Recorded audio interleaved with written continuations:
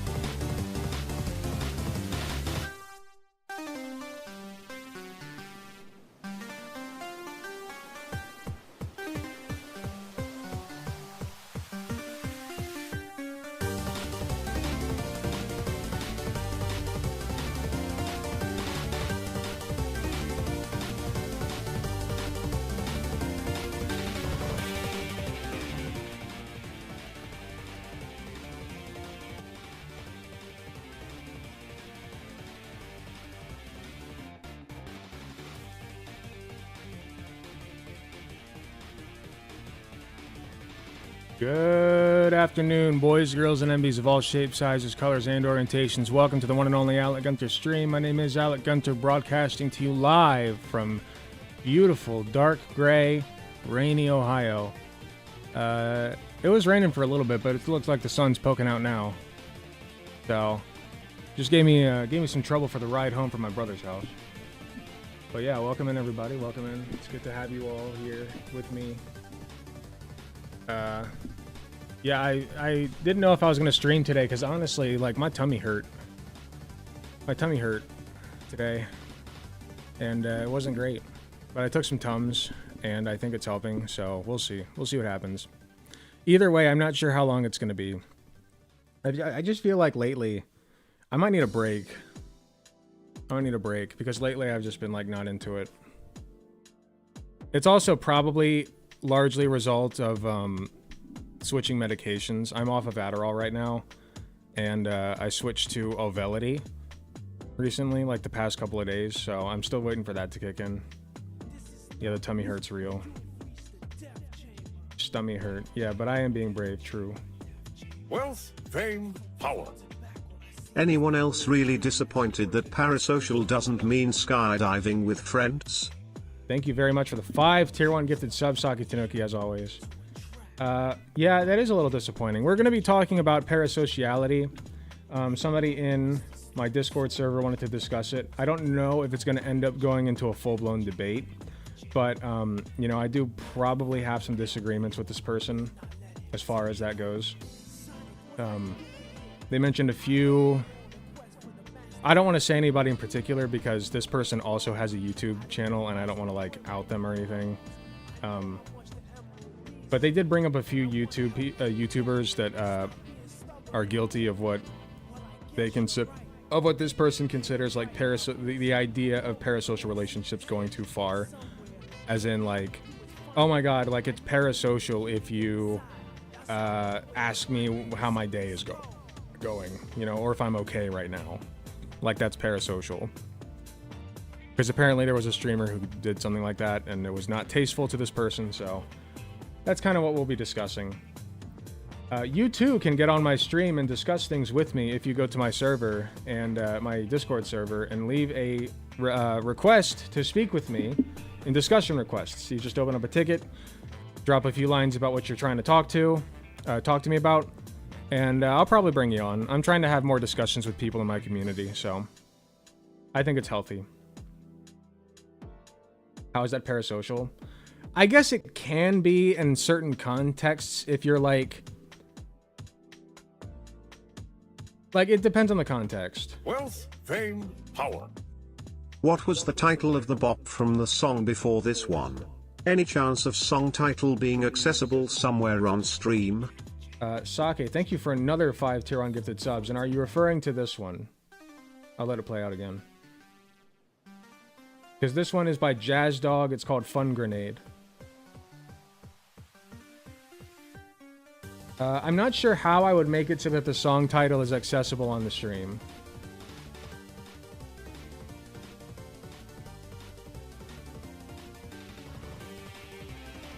But this is Fun Grenade by Jazz Dog, who's in the chat. We'll let it play out again, why not? Do we need a Jazz Dog command? I wouldn't say no to it. Who's texting me?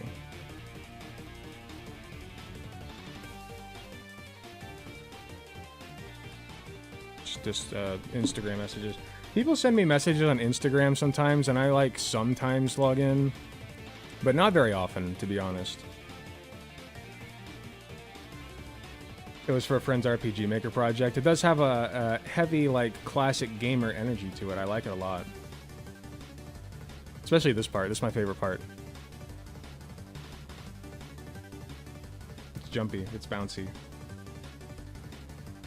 It reminds me of Kirby music.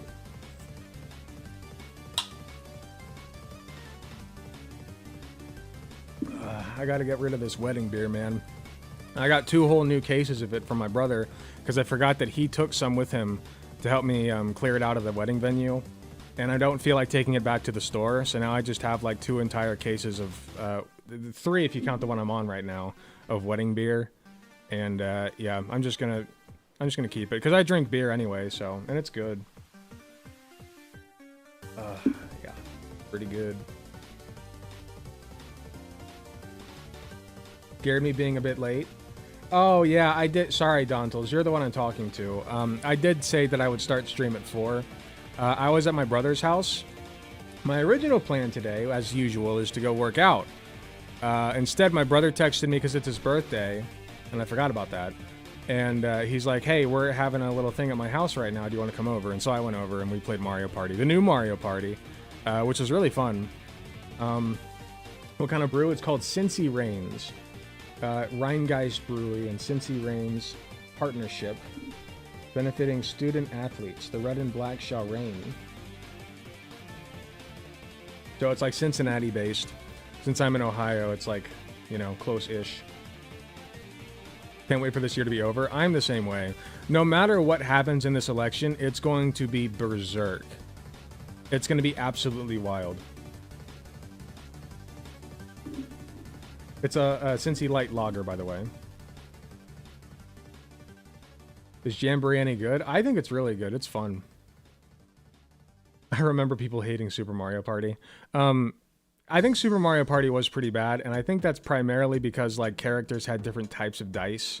So like like you would have like the regular set of dice, and then you would have your character dice that has like different numbers on it depending on which character you pick, and it was really stupid. Are you a Sonic fan? I am indeed a Sonic fan. My favorite game was Sonic Adventure 2. That's probably in my top 5 favorite games of all time, along with Pikmin. Luigi's Mansion is up there. What else? Super Mario Sunshine is up there. I've been playing Mario Eclipse lately, which is like a hack of Mario Sunshine. It's really fun. What else? Lots of GameCube games are up there. Crash Bandicoot was pretty fun, but I wouldn't really count that among my favorites.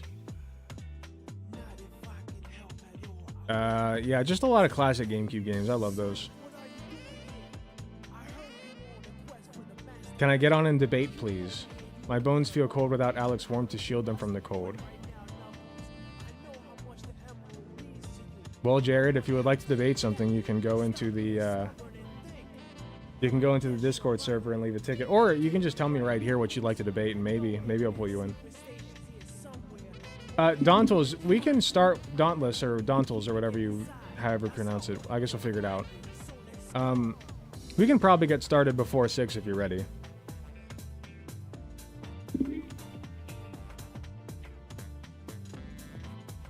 My goal is to get Alec to be a parasocial fan towards me. For that to even be a possibility, you got to be like Jazz Dog and make something special for me, like music. Or, I can never remember the name of the artist who made my profile picture. Or Seagull, who made my banner. I'm parasocial for them.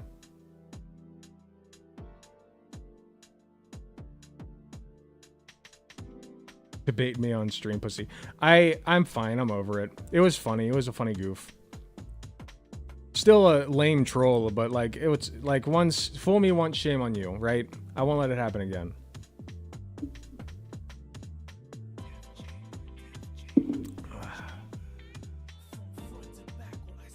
Okay, so Dauntless is in the waiting room. I don't know. You guys just want to go ahead and get started? I'm just kind of winging it today.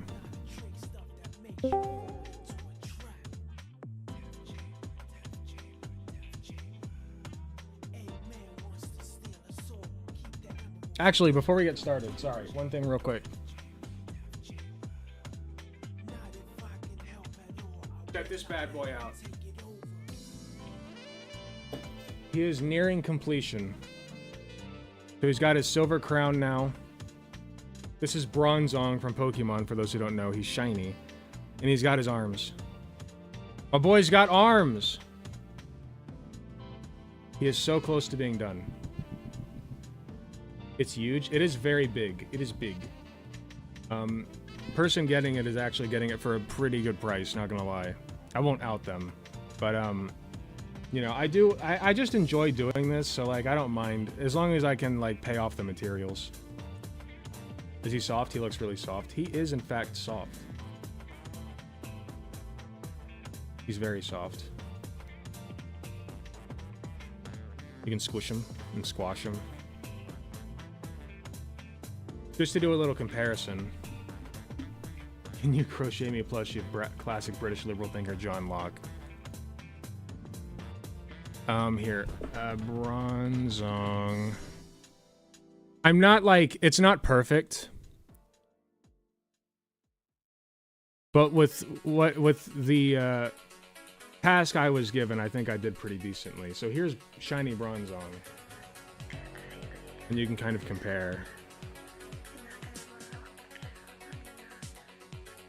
So I think I did okay.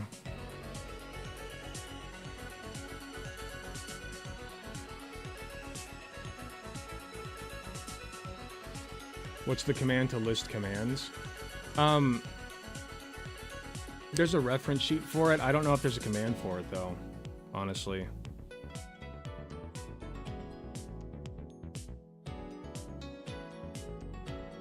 Do you do custom orders? This is a custom order, yes. I do custom orders now and then. There was somebody waiting for... Somebody asked me to do a Sylveon, and I said probably not. Because I was working on this at the time, and I was like, Sylveon's gonna take me forever. And then somebody asked me to do a Haunter, and I also said no because I was working on this at the time, and this was gonna take me forever. So, I would feel a little bit bad not getting back to them and asking if they would still like a commission first. But technically, yes, I do commissions. This is my third or fourth one, I think. Because I did the dog for Jazz Dog. I did Gengar, which was kind of a commission, kind of I just was doing it for fun, for Queen Laura, which unfortunately got porch pirated, and I'm very sorry that that happened. Did not charge Queen Laura for that. And then I did a crab creature, a crab-like Pokemon creature for somebody. It's a fake mon, is what they're called, that he made for his game.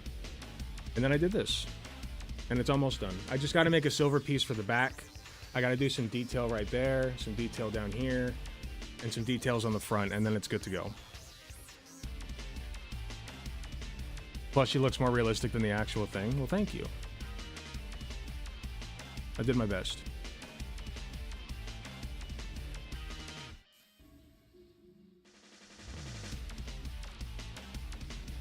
I just hope the arms kind of stay intact, because the more you tug at them, where they like hang off here, that's where the yarn goes into the plush right here, like at this corner, so I just hope it stays in there. Fine, Alec, not your fault that I live in a bad neighborhood. Well, if you ever see somebody walking around with a Gengar plush, then there you go.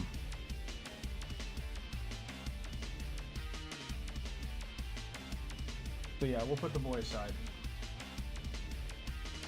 But yeah, I'm super proud of him.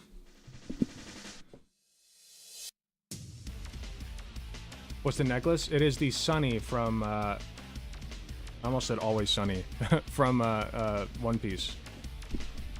I used to be able to knit. It was very fun. I should learn again. Learn how to crochet if you can. It's a little bit trickier than knitting it from what I've heard. I can't knit. Like, I probably could if I tried, but I've never tried it. But crocheting is, I'm good to go, but take your time. Okay, cool. I'll be on in just a second.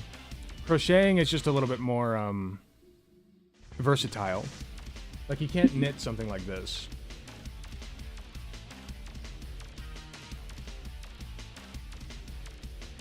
Okay. Well, if you guys are ready, I think I am.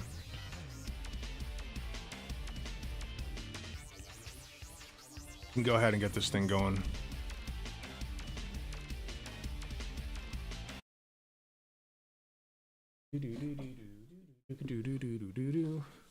Looks super cute, thank you.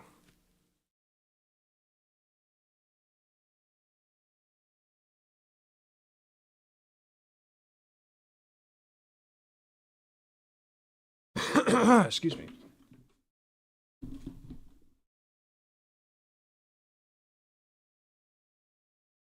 Okay. Oh. All right, I think I'm good.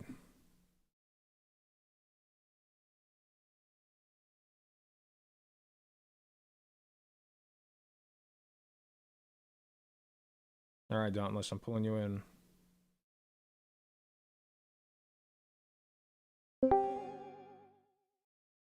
The heck was that? Hello? Hello. That was a very interesting noise the Discord just made. I don't know if you heard it. I did not. Nope. It was like a spooky. I don't know if they're just doing this for like temporarily for Oh, Halloween. Halloween, probably. Yeah, it was like a spooky noise. It was really cool. All right, chat, as always. Hello. Chat, as always, let me know if the volume sounds good. I'm going to turn them down just a little bit. If you want to go ahead and give us your name, your pronouns, and what you're here to discuss, we can get started. Sure. Online, I go by Dauntless, or Dauntless Stark is the specific channel. I'm he, him. I've been doing YouTube for a little under a year, specifically more Let's Play content, but very, very recently I've been moving into more like the political sphere within the gaming community, and I think this is kind of like a sister branch of that because it has a lot to do with content creation in general. And I'm here to discuss, not really debate. I'm not here to be like any kind of antagonistic at all. But Sure. I've always wanted to discuss the rise of weaponizable parasocial relationships between content creators and fans. Weaponizable parasocial relationships. Okay, cool. Yeah. Because let's just be clear, there are people that do take it too far, right? Stalkers, doxers, swatters. These are all big no-nos. I'm pretty sure everyone can unanimously agree, right? I would No hope one so. ever wants that. Exactly, right? But people that are, more innocent are also getting a lot of backlash from this, and a lot of it, in my viewing expertise as an outsider looking in, looks a lot more like unfair to them, in my opinion. Okay, unfair. Like, can you give me an example? Yeah, right. So this entire like sparking concept of this happened about like a year and a half ago. I tried desperately prior to this to try to find the original thing. I couldn't. It was just a VTuber that I never heard of. Literally post on Twitter a screenshot of someone literally asking them, "Hey, you seemed a little off today. Are you okay?" And from the context that was given, they were like random strangers. And this chosen VTuber went off on them, saying, "Don't do this. This isn't cool. This is creepy." When the screenshot was just them asking, "Are you okay, man?" Like, that's all that was shown. And I'm like, that's not right. That's someone being a decent human being, in my opinion. They don't deserve any kind of ounce of, receiving shit for that at all. And Right. also, Yeah, I kind like of agree with that. within like the same ballpark, there was like the famous Ludwig video, which I'm gonna deem like the catalyst for the rise of it, where he made a video called "I'm Not Your Friend," where he was actually very respectful about it, saying like, "You may know me, but I don't know you. We need to acknowledge that and don't, treat me like I'm your best friend down the street, right?" Right, Things right. like that. Like, I just agree with that. don't be a creep. And like, this is the kind of things that I do understand, right? But and I'm not going to say any other names. Like, if it's something negative, I'm not going to mention any names. For example, Right. just as a respect for everyone. I don't hate anyone within the context of who we're talking about here. Okay. It was just it's a rise and fall of just like people basically shitting on people as like a way, I think, to just like, although there could be like a myriad of reasons, it just seems like it's just a reason for people to have like fame and fortune without the responsibility to have fame and fortune, right? I think what it kind of feels like a lesser than me type deal.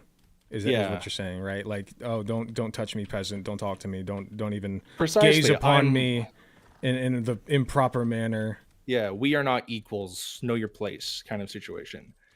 Right, I got you. I can empathize how someone can easily get to that mindset. Doesn't excuse it though. But I feel like it's happening more and more, and this is obviously a lot more prevalent with like people that have traumatic experiences in the past, which is, I can emphasize why they would be so hesitant and like people that are like really, really like multi-million-dollar follower subscriber people. Because obviously, if you're like 1,000 to like whatever 50,000, like around that ballpark, you're typically going to be pretty down to earth. At least just that I've experienced. Like this isn't like none of this is like a one-to-one, right? Right. But it just feels like a lot more people are being like just yeah, Just a kind lot of more like rude without really like yeah, being, and I while think hiding it's behind the guise of like saying people are being parasocial to you. yeah, 100%. And I feel like it's really damaging because not a lot of people realize that if they have a million subs or million followers over, each one of those million people is a different human being. You know, remove bots out of the equation, right? Like Right. if you have a million subscribers, there's a good chance that those are a million separate people, and they each have lives, and they each have different cares, and they each have different levels of affection towards you, whether you want that affection or not.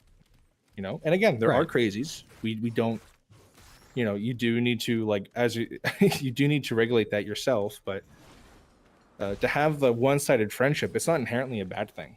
You know, just because it can be weaponized doesn't mean that it is weaponized.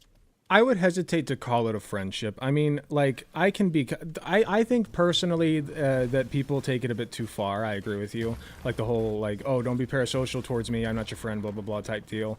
I think that you can form a friendship with people who watch you. It's just a little bit more complicated because there is a power dynamic. And so I think that a lot of these creators are simply being aware of that power dynamic and trying to respect it.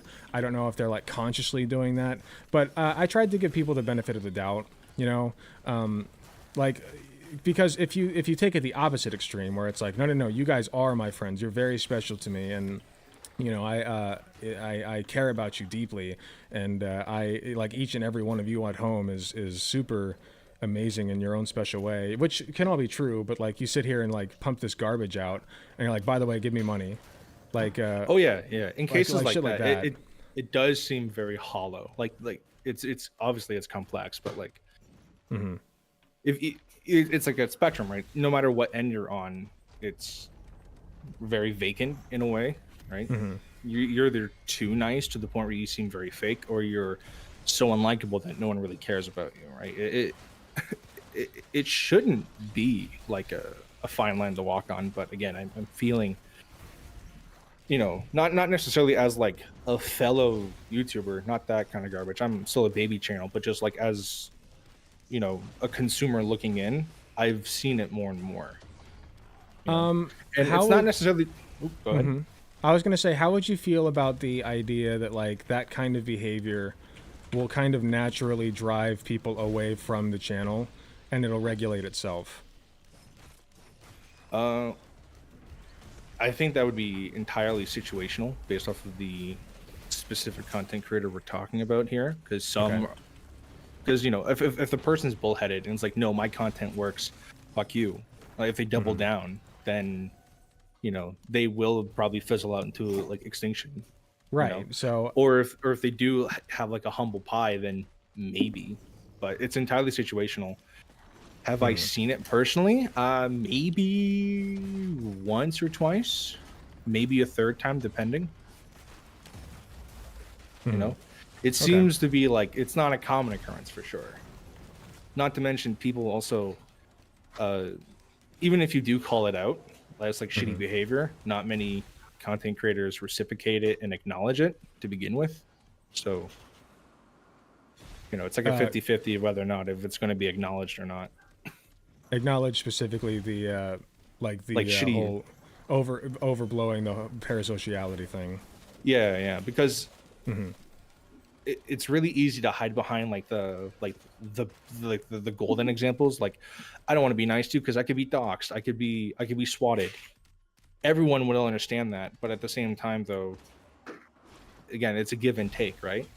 Just because you can doesn't mean you're going to be. It doesn't mean you have permission to be a complete, you know, dickbag to everyone that joins your stream who has an ounce of care for you, right? Right. I think that there are instances where it can, like, where a streamer can go too far. I guess I just lean more in the direction of, like, you know, I've had some, not a whole lot. This doesn't happen very much, and I'm grateful for that. But I have had like some people, form a, I don't want to say, I don't want to say unhealthy, but like it got a little overbearing, and I can understand where that idea of like wanting to keep that thick wall of separation comes from. Ultimately, this is a job that people do. Like this is your career sometimes for a lot of people. Not for me. I do this casually. It's fine. Yeah. And I can, I'm friendly with some people, but I guess I empathize with the side that says, am I erring too far? Like even if you're erring too far in that direction, I empathize with that. Because you don't want people to form unhealthy connections to you. Does that make sense? Yeah, absolutely. Yeah.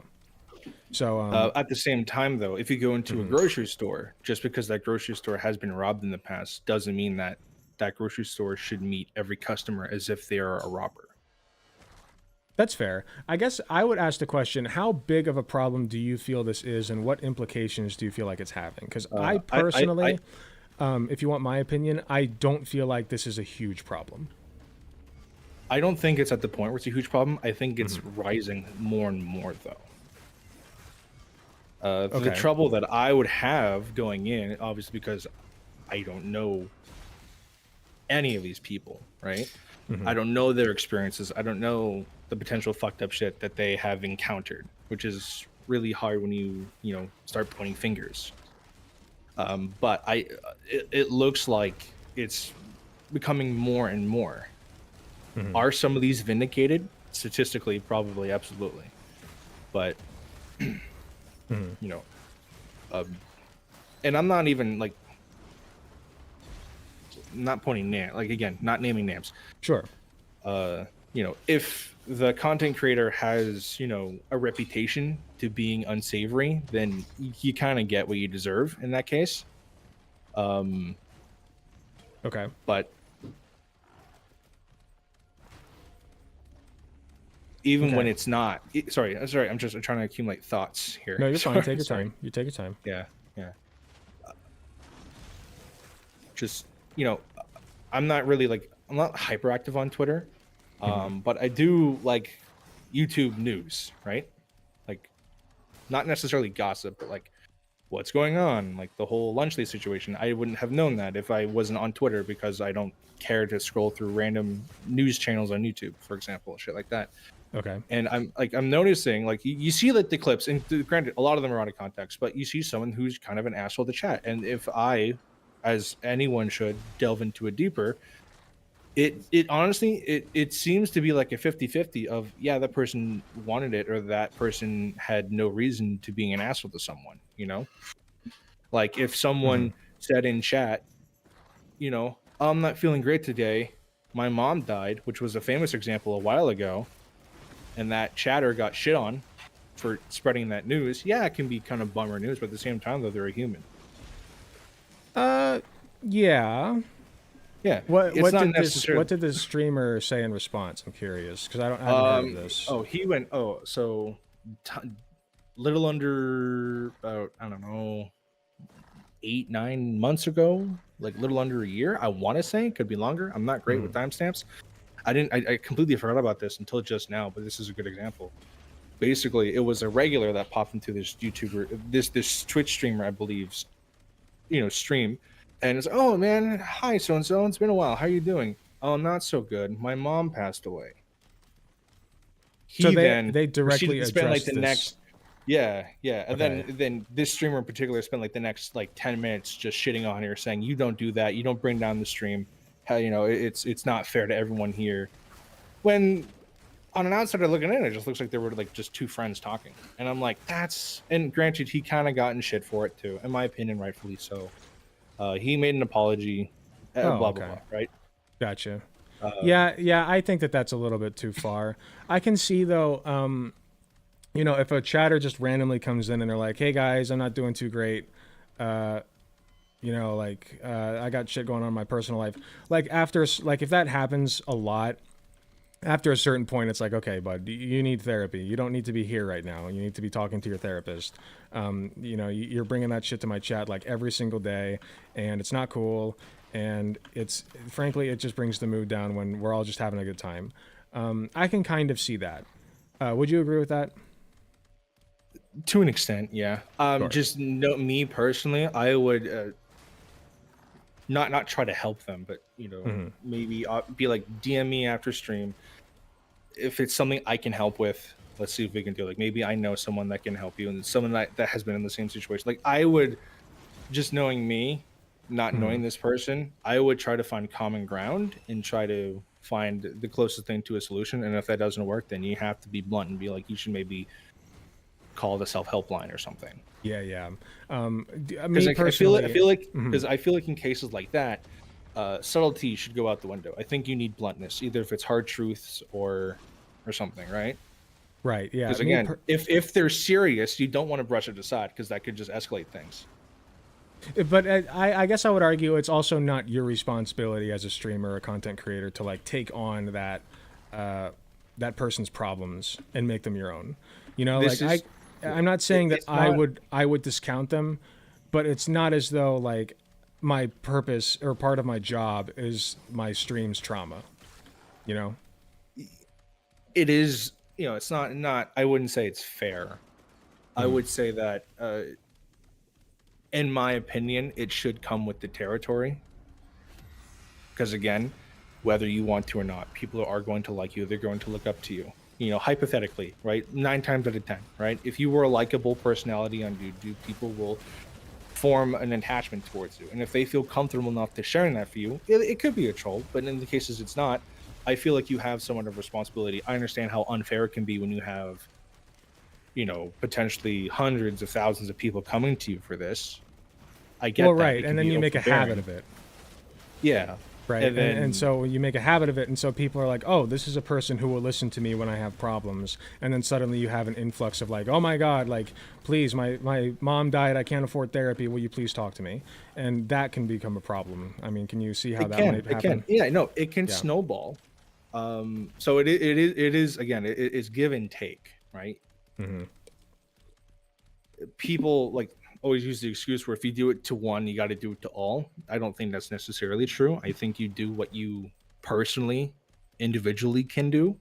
Mm-hmm. And sometimes if that means you need to turn people away out the door, that's unfortunately what it has to do. But at the same time, if you, in that current stance, can deal with it the best of your ability, I think that you should. I don't know. I'm going to push back a little bit because I think that, again, this is a job, and part of that job description is not to deal with the trauma of people who are watching you. Frankly, I just don't think that's the case. Like, I could, say that I, completely ignore that person. I don't say anything to them. Am I in the wrong?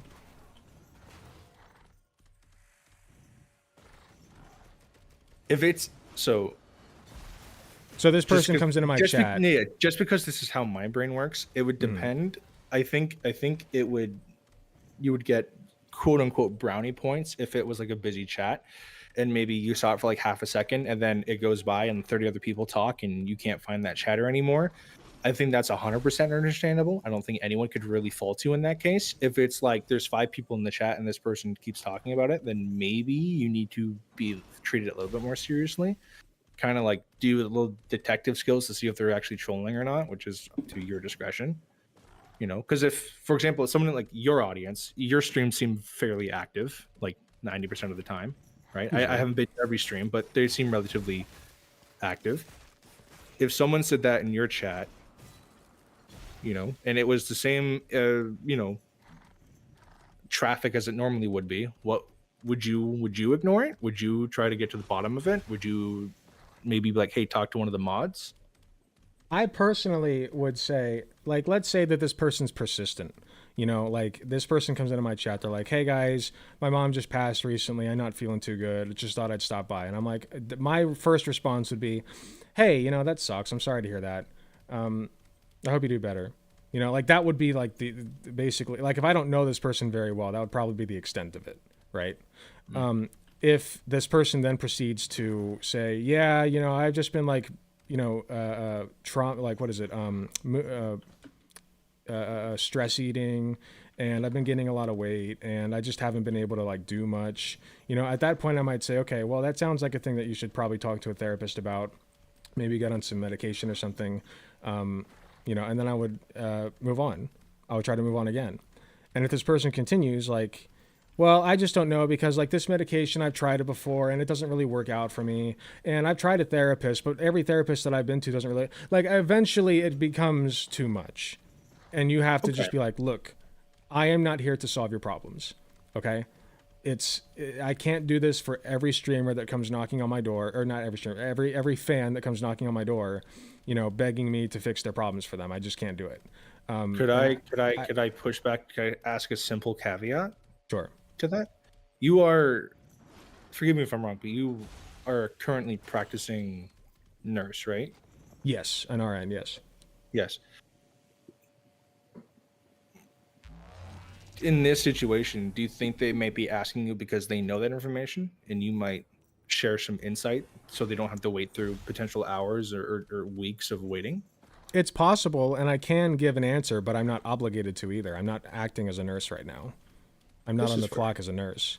I'm only expected to do as much as any other streamer would be expected to do.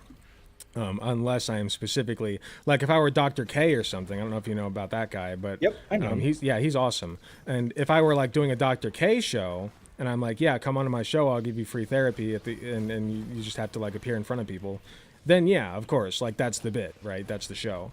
But that's not anybody's obligation to do that. At a certain point, I can be like, listen, we're not talking about that right now. And if I really were being nice, and this is me being nice, understand that. Like, this is not part of my job. I would say something like, DM me after stream, and I'll try to direct you to some resources. But that's not my responsibility. It's not. In my humble pie opinion, I think that, because you said that it's not the norm, right, to do that. It's not like the status quo. I'm not saying that every content creator needs to have a list of fucking professionals that they can direct towards people, but I feel like a lot more people should at least attempt that. I think it's a question of ought versus like obligation. I get that, but it's no stranger that mental health is rising. It's no stranger that hospitals already are either like understaffed or overworked. Most likely both, 90% of the time. People aren't even in, like, a lot of people, at least in my knowledge, at least here in Canada, a lot of people don't even go to the hospitals for like a free checkup, right? Just because a myriad of reasons. One, they have to leave the house. Two, they have to talk to potentially a stranger doctor, and they have to share all their dirty laundry with them. Like it could be. Think of a reason that's the reason. As opposed to sharing the dirty laundry with me, the streamer, who as a viewer, for example, like I've been watching you, Alec Gunther, for like, I don't know how long you've been doing it, but so let's just say like 8 years. I know more about you, even though you don't know me, or maybe you know me as a regular. Right? Maybe we've had a conversation before. Maybe this is my first time chatting into a stream. Just the fact that I know you, removing the equation of that you have expertise in the medical field, I'm comfortable enough to share with you that, hey, things are not doing so well right now. And then you can have the advice to be like, all right, maybe try doing self-help. Maybe, grit your teeth and try to go to like a specialist, or like a a physician or something. Right. In my opinion, the bare minimum of having a 1v1 with this person, and I understand like the larger a content creator gets, the more infeasible this gets, which is why it's really challenging. And I can, I do think that it's a problem, that it's becoming a rising theme, but I also, at the same time, 100% understand why it's become a rising thing, because it's just like, I'm sure, I don't know, someone with 100 million subs or something, I can't imagine how awful their public Discord is, or their public email gets, or their fucking Twitter account gets. At some point it's just impossible to single anyone out. I get that, which is why it's so frustrating, and why it's not just like this should be the answer.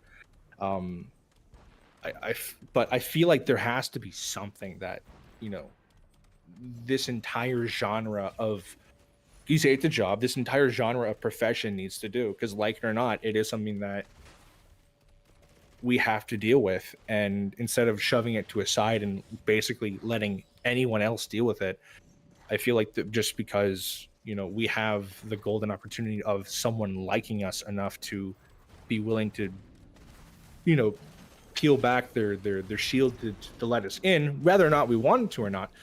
Unfortunately, though, I do think that somewhat of responsibility, lies on a very, like, quotations, us. I think my responsibility as a streamer stops at, am I being like a decent role model?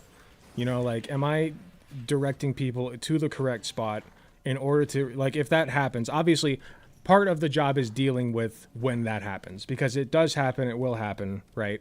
And part of the job is dealing with it. The question that we're currently in contention on is how you deal with it.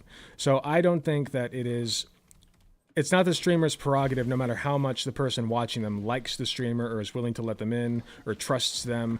That's the parasocial element right there, is that one person trusts this other person and is willing to let them in to, like, see inside of their brain and their problems and their trauma. And I, as the streamer, am not necessarily reflecting that, right? And it's also not my job to deal with that, like on a individual level, if that makes sense. So I'm not trained in that regard. I'm not trained to talk to that person in the way that they need to be talked to. I'm not trained to deal with their problems specifically. I'm not trained at all as a streamer. But my responsibility ends at, this sounds like something that you should see a therapist for. And I think that that's fine. And I know that therapy is expensive, but that's a consequence of the capitalist society in which we live, not necessarily, like, that's not, it's just not my problem to deal with. It's not. And so, like, I can deal with it if I want to, you know, but then you're opening up the door to more people wanting you to solve their problems. And is it fair if you only solve this one person's problem and not everybody else's? And so that's where a lot of people kind of, like, put up that wall, and they're like, this is my line, don't cross it, and if you do, I'm going to call you out. And I don't necessarily see a problem with that. I think that some people do take it a little bit far, but I think that as far as this being, like, a proliferant problem in the streaming community, it's not something that I've personally seen a lot of. It's just one of those things that, like, it's case by case and situation by situation. I think asking whether or not a streamer is doing okay today is fine.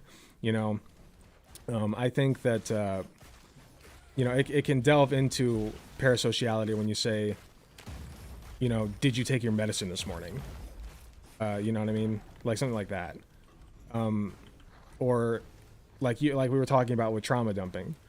You know, the example that I gave where this person is just persistently like, oh my God, I have all these problems, this problem, that problem, that problem. It's not my problem to deal with. So I don't know. I feel like we're, like, kind of on different levels of how much.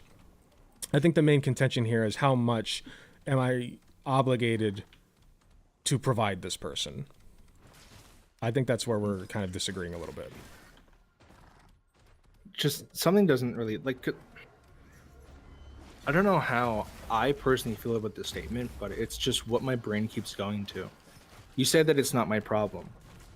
Okay. Mm-hmm. All due respect, what if it's too bad, so sad, and now it is your problem? You know? Can you give me an example? Well, like, my mom died. I don't know how to deal with that. I can't go to anywhere else. I don't feel comfortable talking to anyone else. You know? You, in this hypothetical, are the only person that can realistically help this person in that person's mind, which is not something you can just easily convince them out of. You know? You either got to find a way to convince them out of that, or tell them tough shit. I'm sorry. It's like at a certain point, you got to tell them tough shit. Yeah. Well, even doing that, right? Isn't that making it your problem? You know. I mean, you could ignore them. You could, like, I think it's fine to just as easily ignore them. But if you want them to, like, sometimes if they're persistent enough, they'll be like, oh, well, maybe he just didn't get my message, right? And then you have people spamming, and then you have this person spamming the chat. They're spamming your inbox. They're like not leaving you alone. Now you have the choice, the justifiable decision to say, listen, I can't help you with your problem. Please piss off. And you can say it nicer than that. You can be nice and say, listen, I'm sorry. Like, I'm sorry that that's happening to you. But ultimately, it comes down to, yeah, you need to stop doing this.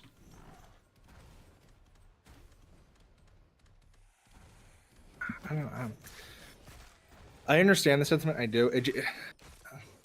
It's a matter of maybe because it hasn't happened to me. I can't relate to, like, because to me that sounds very hollow. It sounds very cold, almost not.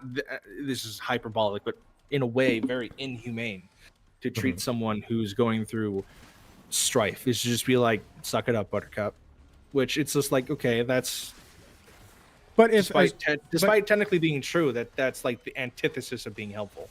If but anything, that can make it worse. I don't think that the person saying that is necessarily. It's not even just suck it up. It's I can't help you. So if you say, like, I can't help you, and the person keeps saying, like, no, you need to help me, you're the only person who can, then yeah, I'm sorry. At that point, it's like, well, that person already made it clear that they're not willing or able to help you, and you're still bothering them with your problems. It does become kind of a suck it up and deal with it some other way situation. Like, you don't have to be rude about it.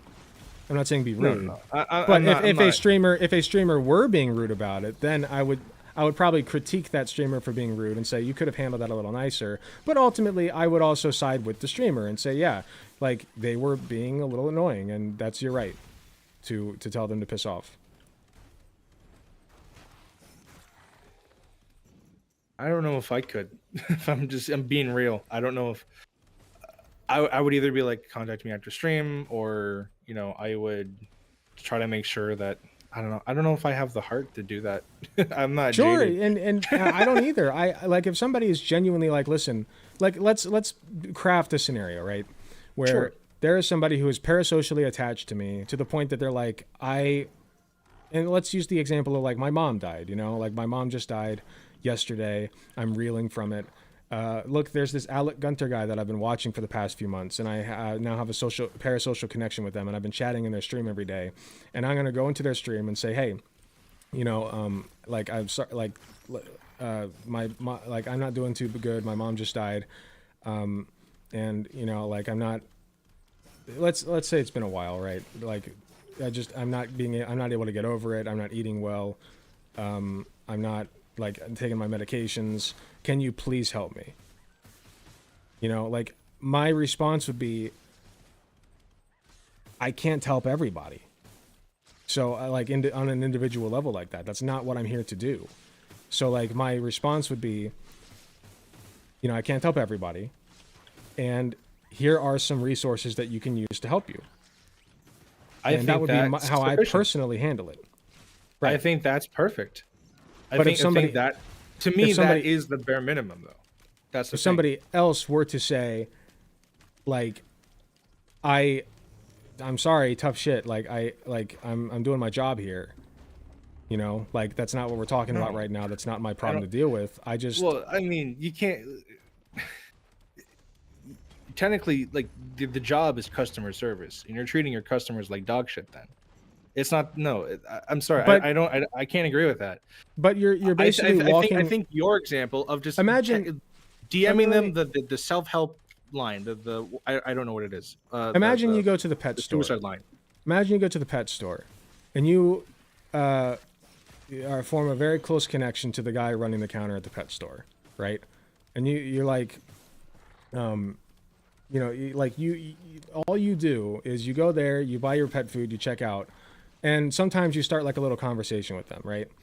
And you're getting way more connected to this guy than you should be because you don't have any friends. Let's just say you don't have any friends. You know, you're getting way more connected to this guy than you should be. Suddenly, your mom dies, right? And you go up to this guy and say, yeah, my mom just died. I don't really have anybody else to talk to. And, like, I just thought that maybe since we've been talking for a little bit, like, you could help me out. do you feel like this person who's just doing their job and their perspective is that they were just doing their job by being cordial to you? Do you think that person is then obligated to take on that responsibility and say, and help them in any way?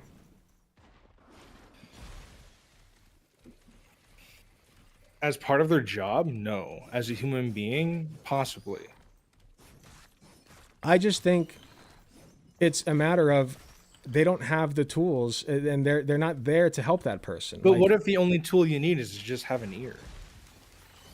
it's still not your job. Like, your job at the pet store is running the pet store. It's not dealing with your customers' trauma. My job as a streamer is to stream entertaining content. It's not dealing with people's trauma.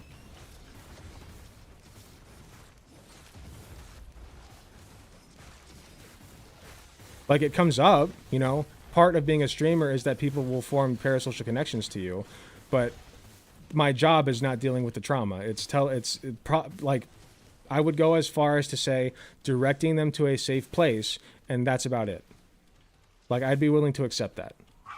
Yeah, I would too. Again, something as simple as, like, if they need to, send them the self-help line or something, you know, like maybe you weren't aware, here's this person, or you can also talk to X profession,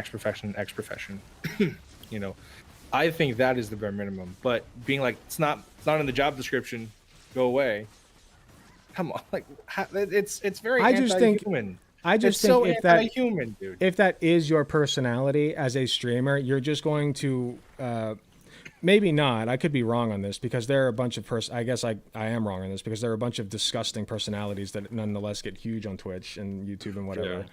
But like, I don't know. My feeling is if you like go to somebody like Sneeko for help, it's like at that point, like I don't know how bad I can feel for you thinking like if you think that Sneeko would actually help you solve your problems.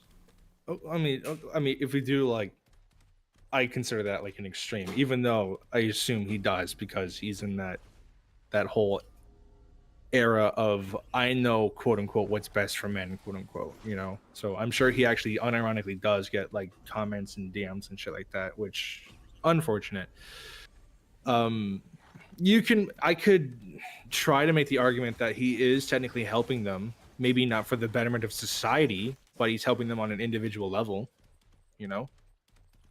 Whether or not we agree with his politics, he's still, you know, he doesn't matter if it's a 1% chance. It doesn't matter if it's a 30% chance. But he could potentially help someone from leaning over the ledge. But my point is, it's not his job to do that. Who determines that? Because like, if you think that it's his job to do that, make that your job? If you think that it's his job, okay, let's take this to the extreme. It's his job to be watched and appreciated and to be discovered by random people. It is your job to help people. I want to take this to its make people happy in some way. I want to take this to its. It's not your. Sorry. It's okay. Sorry. Here, you finish. Thank you. Sorry. I need to get this out. You keep saying that it's not my job to help these people, right? I don't know if that's an exact quote. I'm sorry, but you keep coming back to that. I would stand by that. And I think that maybe it should be added into the description. You know, I'm not saying every fucking content creator needs to have like a 6-hour course on how to deal with mental health. I think that every content creator at least should be able to know how to copy and paste the self-help line, post it in chat, post it to a DM, literally doing the bare minimum, but just shrugging it off and be like, basically saying, you say that you're suicidal in an extreme example, you say you're suicidal, and someone just goes, not my fucking job, bro, and move on. In my opinion, your callousness condemned that person to die, because in that situation, you could have ridden them off the ledge, and you made the distinct decision not to do anything about it. I just to me that is inhumane. Let's take this to its natural extreme. When the potential answer, the bare minimum, is as simple as Control-Z, Control-V to solve it, there is no excuse not to attempt that. Anything past that, I can kind of understand the situation because that is very heavy shit. But if you can't do the simple 2-finger Control-V, Control-C method, I don't think there's any redemption for that. I think that is less than bare minimum. Okay, let's say like I was literally going to bring up this example before you did. Let's take this to its natural extreme and say that there is a person who comes to you and says, I don't have anybody else. I feel like if you do not, if I can't get help from you, then I am going to kill myself. Right? Okay. Like Already, I am going to commit suicide if I cannot get help from you. Yeah. All right. Yeah. If you did, Sorry, I have an answer, but I'm getting ahead of yourself. So finish. Sure, please. sure. Your response, right, is, let's just say that you paste that helpline thing, right? Copy paste the helpline. Say, there you go. Sorry, I can't help you. Yeah. And that next day, you find out somehow that that person killed themselves. Is that your fault? No, because I did. I did. Right, but it was your job. Expertise to help. But according to you, part of your job as a streamer is like the mental health of your fans. Which I did by giving right. them So one of your the fans most killed themselves, core- so it's your fault. They reached out to you for help, and you didn't help them sufficiently. So that's your fault because it's your job. I to helped take care them of to their the best mental of my abilities. I didn't shrug them off saying No, you it's not didn't. my job. You could have done way more. All you did was copy paste the mental How health do we know suicide that? hotline. I have no expertise. I know what the. It's not a matter of expertise. They're your Suicide, fan. I know the suicide prevention line. That's the only thing I Right. know. That's the only rationale of information I know about mental health. You That's the couldn't have only just thing I said know. what's wrong. Let's talk. You know, like you could have done way more. Like, do you see where this kind of? I mean, if leads? we're bringing that into it, yeah. Me personally, I would try to get to the bottom of it, which I've been saying this entire time. But I was speaking as if in the place of just like I Show Speed or Ludwig, someone who probably I don't know them, but let's just say that they don't want to build that connection to someone who can only do the bare minimum. You know, either they don't have like the intelligence, not to throw any shade, but they don't have the resources to fully help this person, and they are aware of that. The bare minimum is to direct them to a location or to a situation where they can help themselves. And if that doesn't come back, and they come back the next day being like, I tried it didn't work, then you would try to integrate them. Hey, talk to some people in the community, into the Discord, you know, maybe not try to be so doom and gloom, but everyone here kind of has like the similar tastes. Maybe you might make a friend or two. First you know? of all, I wouldn't do that. I would say you probably need to get checked into a mental health hospital or something. Second off, I would say, like, if somebody were to DM me and say, listen, I love your content. I've been having these issues. I feel like I can't go to anybody else. I can't afford therapy. I think I'm going to kill myself. I have every right to simply ignore that message. There's nothing wrong if I just ignore that message. Because it's not my job to help that person. Let's do an Uno reverse. If you shrug someone off and then you get news that they actually performed suicide, does that not affect you? It Knowing might, that you but did nothing but about I it? can sleep well at night knowing that that was not my fault. I did not cause that person to do that. Even though you did absolutely nothing. You literally said, not my I job, did nothing. not anyone. It's not my job. I'm not getting involved. I don't know this person. I don't know them. You know, for all I know, they could be trying to scam me. Like, I have no idea who this person is and what they want. I don't recommend giving them an email. Discord is sufficient enough. It's public for right, you. but that's how it starts sometimes. They start with something like that to draw you in, to get close to you, and then take advantage of you. Then I'm not saying that's what's going on. Then it's viewers' discretion, right? You know, if someone gives you bad vibes, at any point it's okay to cut the conversation, as long as you, at the bare minimum, direct them to people that can help them way more than you can. You know, that's why I keep going back.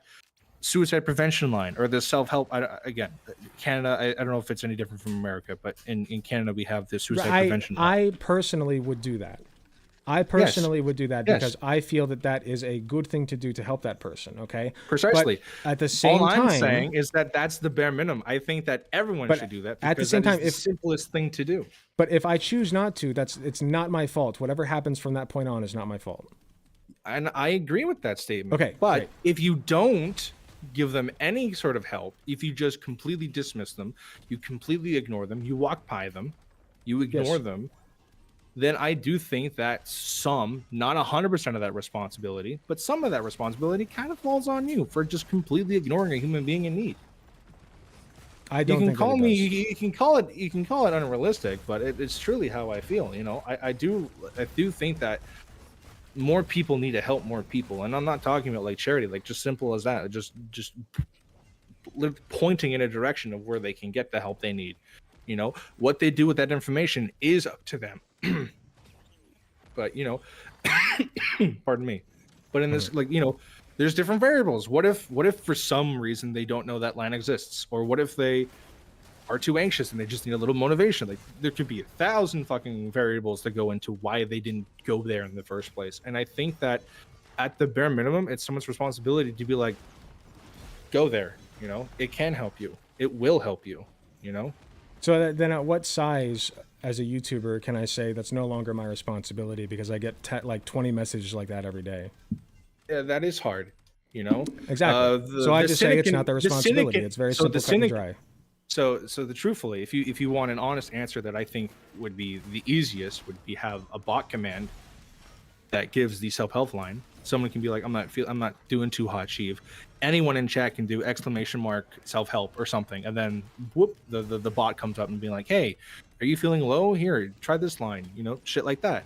That I think is, from what I can tell, a very simple way. And or while you can that also would be promote it, you can have it in the description. You know, I think that there just needs to be more, right? And while that would be good to do, and there ought to be that more of that, that should be an incentivized behavior. I agree with that, but I don't think that it's necessarily the person's job to do that.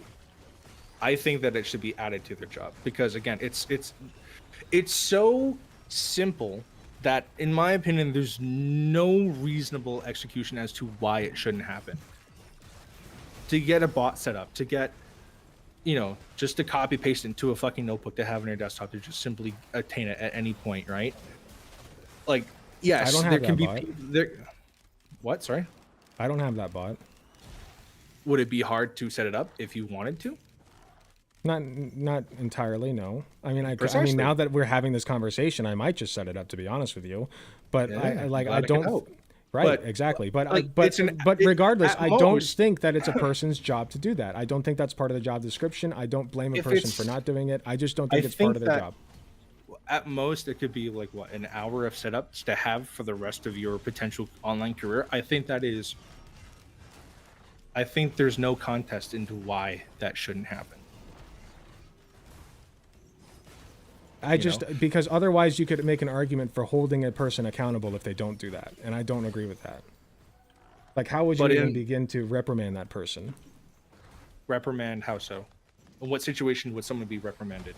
Like, let's say that you don't have a hotkey to find the suicide help hotline, and the person comes into your chat Google and they say, hey, well, no, but you're saying set up, like, it's my responsibility as a streamer to set up the command. If they're large enough, you know? Right, and I would consider If you're myself large enough. Well, okay, then you have mods that, you know, you or someone that you know can set up a bot to set that up, which again takes, you know, within an hour, easy. I don't know the full specifics. I've never set up a bot myself, but if somebody comes into my chat and says, I feel like I'm going to, you know, in whatever chat appropriate way, I'm feeling suicidal. I feel like I'm going to kill myself if something doesn't give or something doesn't happen or I don't get help from somebody. Then I, like, if you know, if that person does end up killing themselves, no matter what I do, unless I literally am, like, encouraging them, obviously there's a line. If I'm encouraging them, then that's different. But if I'm just saying, like, I can't deal with this right now, it's not my fault. Whatever happens from that point, it's not. It's no responsibility falls on me as the content creator. I agree with that, so long as what's previously discussed, if you at least pointed them in a direction into where they can get help. I don't even think that's part of, like, I think you should. I think that you, you know, in a moral sense, that is the good thing and correct thing to do. I can agree So with you then on why that. would you more or less defend someone for not doing it when it's just like, go here? Because You they're don't- not a mental health You don't professional. even have to. You can just say, "Hey, maybe go to a self-help line, or just go to the suicide prevention line instead." Why? That's free. That costs even less than moving your fingers to do Control V to copy and paste on a keyboard. Because any dummy can just hop on YouTube and start streaming, and if they don't know to do that, I'm not going to necessarily hold them accountable for not knowing how to do that. Okay, devil's advocate. The- What fucking moron doesn't know that? Hey, maybe you should not do that. Maybe there are ways, like, what? If Unless your you're a response child. is, What I dummy cannot doesn't deal know with that the that. suicide prevention It's not. No, exists? it's not a matter of. It's not a matter of like knowing that or not. It's a matter of I'm not equipped to handle that. You need to seek help elsewhere. Yes, And if you don't, if you don't know, say that. Yeah. That's the same thing as giving them the suicide prevention And line. if they persist, you can then reasonably say, "Piss off! I told you, I can't help you." And I don't think that it's that person's fault if the fan proceeds to then off themselves. I don't think it's their fault. Like if they say, "Oh my God, you were my last hope," and now I'm going to jump off the roof. Like it's not your fault if they do that. We're going around in circles a little bit here, but I agree with you. So long as there has been any amount of communication pointing out that, hey, I cannot help you verbally, through text, fucking through PNG, I don't care, you know? I can't help you. You should try here. You should try the suicide line. You should try the helpline. You should try seeking therapy. As long as any amount of communication that indicates that sentiment is spoken to them, then I agree. But I do think that communicating that to that person, that in this individual, is and should be the bare minimum. Even if you are not mentally stable, or like if you don't have the mental enough to mentally deal with someone feeling that distress and then going towards you, I still think that no matter what, it's your responsibility to at least communicate, to direct them to a place or location that can. And if you can't do that, then I'm sorry, but I don't think that you are equipped. I don't think you have thick enough skin, period, to be on the internet. Because if you can't handle someone who's in distress, how can you handle someone that's angry at you? Hypothetically, right? If you cannot handle that, which will happen eventually, statistically it will happen to any content creator that gets large, maybe you don't belong to streaming or online. I can see where you're coming from, but the job description is to entertain. That's the job description. I don't think that every single, for instance, I don't think I would, would you hold a radio host to the same standard as somebody mentioned in chat? Like, would you hold a radio host to that same standard? Yes, absolutely. Like if somebody called into the radio host and said, a radio host is just a streamer, but purely audio. Exactly. It's the same thing. Yes, absolutely. I would condemn them if they didn't. In fact, they're under more pressure to do it because it's a more, quote unquote, professional institution.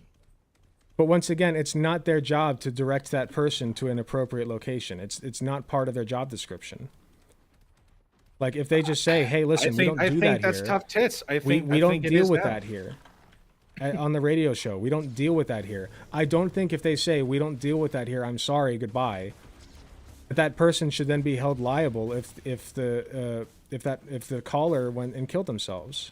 That's my main concern, is holding the person liable, because once you say that it's my responsibility to direct a person to an appropriate location for suicidal thoughts, once you say that that's my responsibility, you are saying that if I don't do that, then I can be punished for it. That I can be held accountable if anything happens to that person. And I don't like that. But you're speaking as if it's like,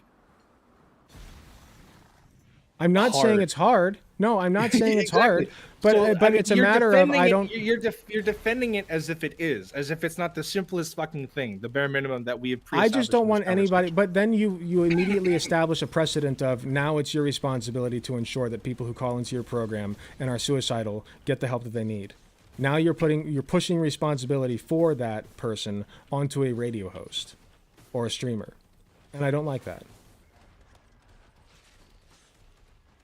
But I don't like just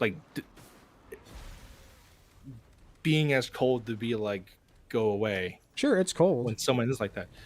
Yeah, but I don't think if that person says that. This goes into the overall theme of what I'm experiencing, or like, not what I'm experiencing, but like, just people just viewing viewers as like objects and not actual people. It's not a good thing. Who the fuck cares if it's in your job description? Well, it's not about viewing that person as an object. It's a good thing to do. It's about what the show does, right? And what the where the responsibility lies for that person's behavior. And the responsibility for that person's behavior, short of the radio host literally saying, "Yeah, go ahead and do it," You know, like obviously that's different. But if the radio show host just says, listen, I can't help you, go away, I don't think whatever happens to that person is the responsibility of the radio host. And I think it'd be silly to say otherwise. In the same sentence of "I can't help you, go away," you can easily say you should seek someone who can help. It's literally the same. You could, sentence. but if you don't, I don't think you should get in trouble for that. Okay, so if we're talking about legality, I don't think you should get in legal trouble for it either. Okay. But I think that you should be societally condemned because it's a shitty thing to do. Which Yeah, I know can, is completely different. That much I can Sorry, I can understand. sorry. If It you're just treating- dawned on me. I'm not talking about legality here. No one should be fined. No one should be put to jail. But as morality, as being a good human being, I think that it should be the norm. Because the fact that it's not is potentially condemning people to die. Whether or not if it's on anyone's fault or not. Because the solution to it can be as easy as, I can't help you, but this person can. Or I can't help you, but this place can. Or I can't help you, but this number can. I think morally it is a good thing to do. I will agree with you on that. I just am concerned about how much responsibility we're putting on the creator. That's all. And I can see why somebody... it or not, creators have... I will agree. Like it or not, whether someone who doesn't want responsibility or not, if you are a big content creator in general, you have responsibility, regardless if you claim to do or not, you know? If you have, I would argue, I don't know, 1,000 subs, I think that you do have some responsibility because, like or not, people listen to you. And if you don't have, you know, some good opinions and some people agree with those not so good opinions, I think that's your responsibility that they have those opinions now, and vice versa. Whether you care or respect it or not, people do have that power in not only content creation, but any kind of job that makes them be seen and viewed by lots of people, right? So this would go with the same thing with like Tucker Carlson or Piers Morgan, right? They're not content creators in the sense like you are a content creator, but they still have the responsibility of people listening to them. Granted, those guys are specifically political, but you know what I mean. Mm-hmm. Gordon Ramsay, then, for example, right? Sure. Whether you think that it's right or not, it doesn't matter. They have influence over people. Sure. Whether they care or whether they want it or not, it doesn't matter. They have influence over people. Sure. So you can't just decide that it's, you know, but if you're not influencing you, directly the person to kill themselves or harm themselves, let's say, like, or commit some other atrocious act, you know, like, you can draw a through line between, like, let's say, Libs of TikTok, for instance, an influencer on Twitter, right? You know, yes. You can draw a clear A to B of Libs of TikTok's posts and her behavior, and then the behavior of her fans when they send bomb threats to children's hospitals because they're performing gender-affirming surgeries, right? Yes. Like, yes. You can draw that. That's stochastic terrorism, right? Yes. Because the root of the problem, the root of the behavioral pattern, is coming from that influencer, right? Yes.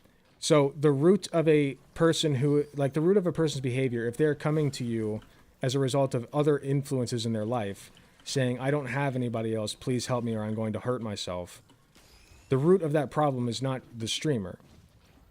Does that make sense? So, like... To an extent, yeah. Right. So it is not then incumbent upon the streamer to say, here is how you can fix that, or here is where you should go, or...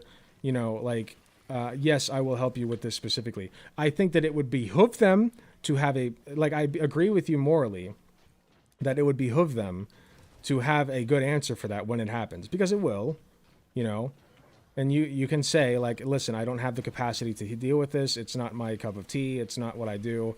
That's not my job. So here is where you can go in order to receive help. And I think we agree on that. But I still don't think, like, I don't know. I agree to some extent that a person should be, like, socially reprimanded if they're treating a person who is suicidal like a piece of shit. I agree with that. But I guess, like, I don't... There's a blurry line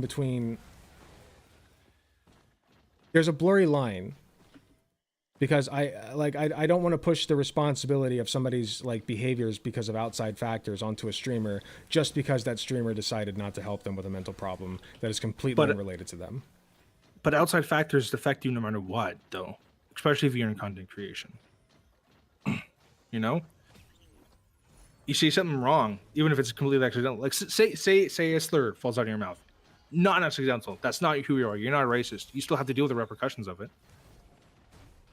You know, Yeah. Someone outside can say something that's not true about you. No idea who you are, but you still have to deal with the repercussions of it, whether you want to or not. Outside influence does affect you no matter what. Right, but I'm not directly telling that person or encouraging that person to proceed with harming themselves. Unless I'm doing that, I just don't think that that person should be like the streamer should be held responsible. Okay, for the viewer's actions. let me ask you a different question. So, Sure. or let me rearrange the question. Sorry. Sure. So, you don't think that? Sorry, can you? I just had the thought and I lost it. Could you do me a favor? If you can you just repeat what you just said? I had a thought and I completely just lost it.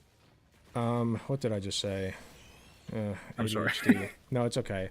My point that I was making was, it is not my responsibility to, because we were talking about, the influence that streamers have over their audience, and if an audience member comes to, there are outside factors in that person's life that are causing them stress.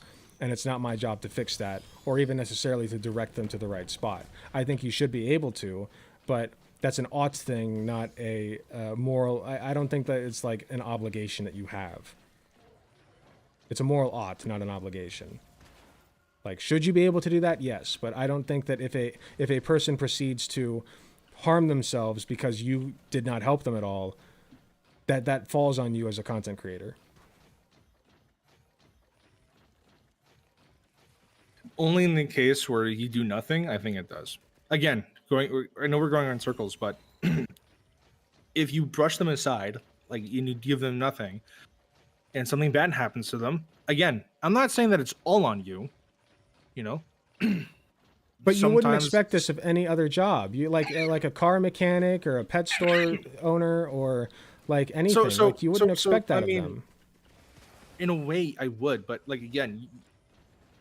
I'm confused why you're bringing it in on a professional level. I know that streaming is a job to a lot of people, but like if you go to a random cashier and you just say I need help.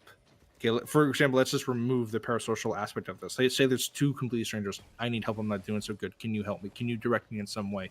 Right. They do nothing. I still think the same responsibility kind of lies on them to at least get an answer. I disagree. Like you going to a random cashier and saying, listen, I need help. If that cashier says tough shit, I got my own problems, then it's not the cashier's fault, whatever happens after that. I don't know, man. I mean, okay, it is situational. I'll give you that. It does matter what happens in a certain situation or not, but at the same time though, I don't think I can agree with just completely I don't know. Here's where I think my brain is coming up with harsher things than it actually is. But other than that, it's a very hollow thing to do. I agree with that. It's not inhumane, but it's a very non-human thing to do, which is why the spark of the conversation is that I think that it's becoming more and more of a thing, especially with content creation, just people being very hollow to especially their fans. You know, I maintain that it's your right to be hollow with your fans if you want. Like, it's not. I wouldn't personally do that, and this is not speaking to like the responsibility you have to your fans to not encourage them to do things that would harm them. Like you still have certain responsibilities as an influencer because that's your job as being an influencer, right? I'm acting as an influencer right now. So you should be influencing your fans, to in good ways rather than like, or at least in neutral ways. Like if you're just an entertainer like Game Grumps or Oni Plays or something, they're just funny boys, right? But although as a caveat, the Game Grumps have done many charity streams to deal with mental health. I'm pretty sure. Sure. But as a job, their job description is entertainer. not necessarily influencer, although they also behave as that as well. So like, Yeah. as long as they're keeping it neutral and saying like, you know, not encouraging people to hurt themselves or other people, because they have such influence and they're held in such high regard by a lot of people.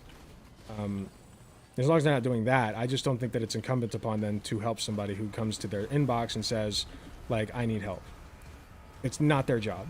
And I don't, and you know, like you said earlier, like you don't have a fine line, or you don't have a finite line where it doesn't, like, we were talking about the size of influencers and how if an influencer gets too big, it's simply infeasible to help everybody who comes knocking at their door. You know, and that's why I say it's just simply not that person's job. It's not the influencer's job. I just think that that's a good line to draw. And then you can talk about like, well, ought you to have resources that the person can seek if they're having those issues? Yeah, sure, of course. I agree with that. And I think we both agree on that. It's a good ought, but not a necessity. So I think the biggest thing that we disagree on is because going back to like it's not in the job description and stuff like that. If the solution would require like years and years of experience, then yeah, maybe I wouldn't even be having this conversation. But when again, going all the way back to the bare minimum, Sure. which is realistic across the board. I don't believe for a second that no one couldn't do the bare minimum under any situation. Right? Sure. Yes. Replying to specific DMs when you have thousands potentially coming in is infeasible. But at the same time, then the next responsibility you have, in my opinion, is to get a banner, a bot, moderators in chat that just, you know, that help push the bot, a fucking, like, especially in like some of the more high in-depth streamers that have like the pop-ups and stuff. I don't know. I don't know how it works I myself, think but it's like just like hey, you're not alone. Self-help line just every 4 hours or something. I think that because doing that would require so little of your time and could potentially have such a massive impact that I don't think that there's any excuse not to do it. I don't think there's any excuse not to do it. There's no excuse that Kai Cenat or Tim the Tatman couldn't do it. Yes, they do not tackle mental health on their channels. I am pretty sure they are variety or they're a gaming channel, right? It doesn't matter. I think doing that alone requires almost no effort. Even if you're small and something that happens, doing the bare minimum, it literally takes 5 minutes. And if it goes past that, then it's to your own discretion, which I agree with on that part. But you need to have the bare minimum. Other than that, I don't think that it's socially acceptable, period. Because we're treating people not as humans, but we're treating them like a sick dog. Like, get away from me, you know? Like a stray. Like, go home. This isn't the place for you. I can see where you're coming from. It's the reason why I'm like I came on here, and the reason why I've been wanting to talk about it is because yes, it may not be like as prevalent as, you know, I may be talking about it as if it is. Sorry, that was a really confusing way to say it. It may not be as prevalent as how dire I'm making it, but the potential fallout is so dire that it needs to be talked about. It needs to be taken seriously, right? And it is good to talk about like the more finer details, like when is it too much, stuff like that. And then it, like, for example, the creating the bot thing. I don't know any expertise in how it goes into making a bot, but I know that bots are relatively easier to make for someone who knows how to do it. To the point where, like, I don't think there's any excuse not to do it. Mm-hmm. Because one more thing. Sure. The consequences of people doing nothing. Because if given the option, more people will do nothing than do something, right? Because people are lazy. Right, and I don't think they should be reprimanded for that. I don't think they should be fined, but I think people should be like, hey, this person may not care as much as people should care. we would agree with you should foster a mentally positive community. I think that is a good ought, right? You ought to do that. My line is drawn when you start saying it is the responsibility of this, like whatever happens to a streamer's fans is their responsibility. Like in some ways, sure, you can make like arguments for certain cases. Like if I were to encourage my audience to hurt themselves, obviously it would be my fault, and I could be held like morally, legally, socially accountable for that, and should be. But short of that, like if I'm just being a funny boy on the internet, you know, doing my thing, and I just happen to not have like a suicide hotline thing like command on my page, I don't think that's worthy of reprimanding the person. I think you should encourage the person to have it, sure, if you want to say that, and foster mentally healthy communities. But I just think that, you know, after a certain point, it does become too parasocial, and it's not my job to deal with it. And I think it's fine to say that.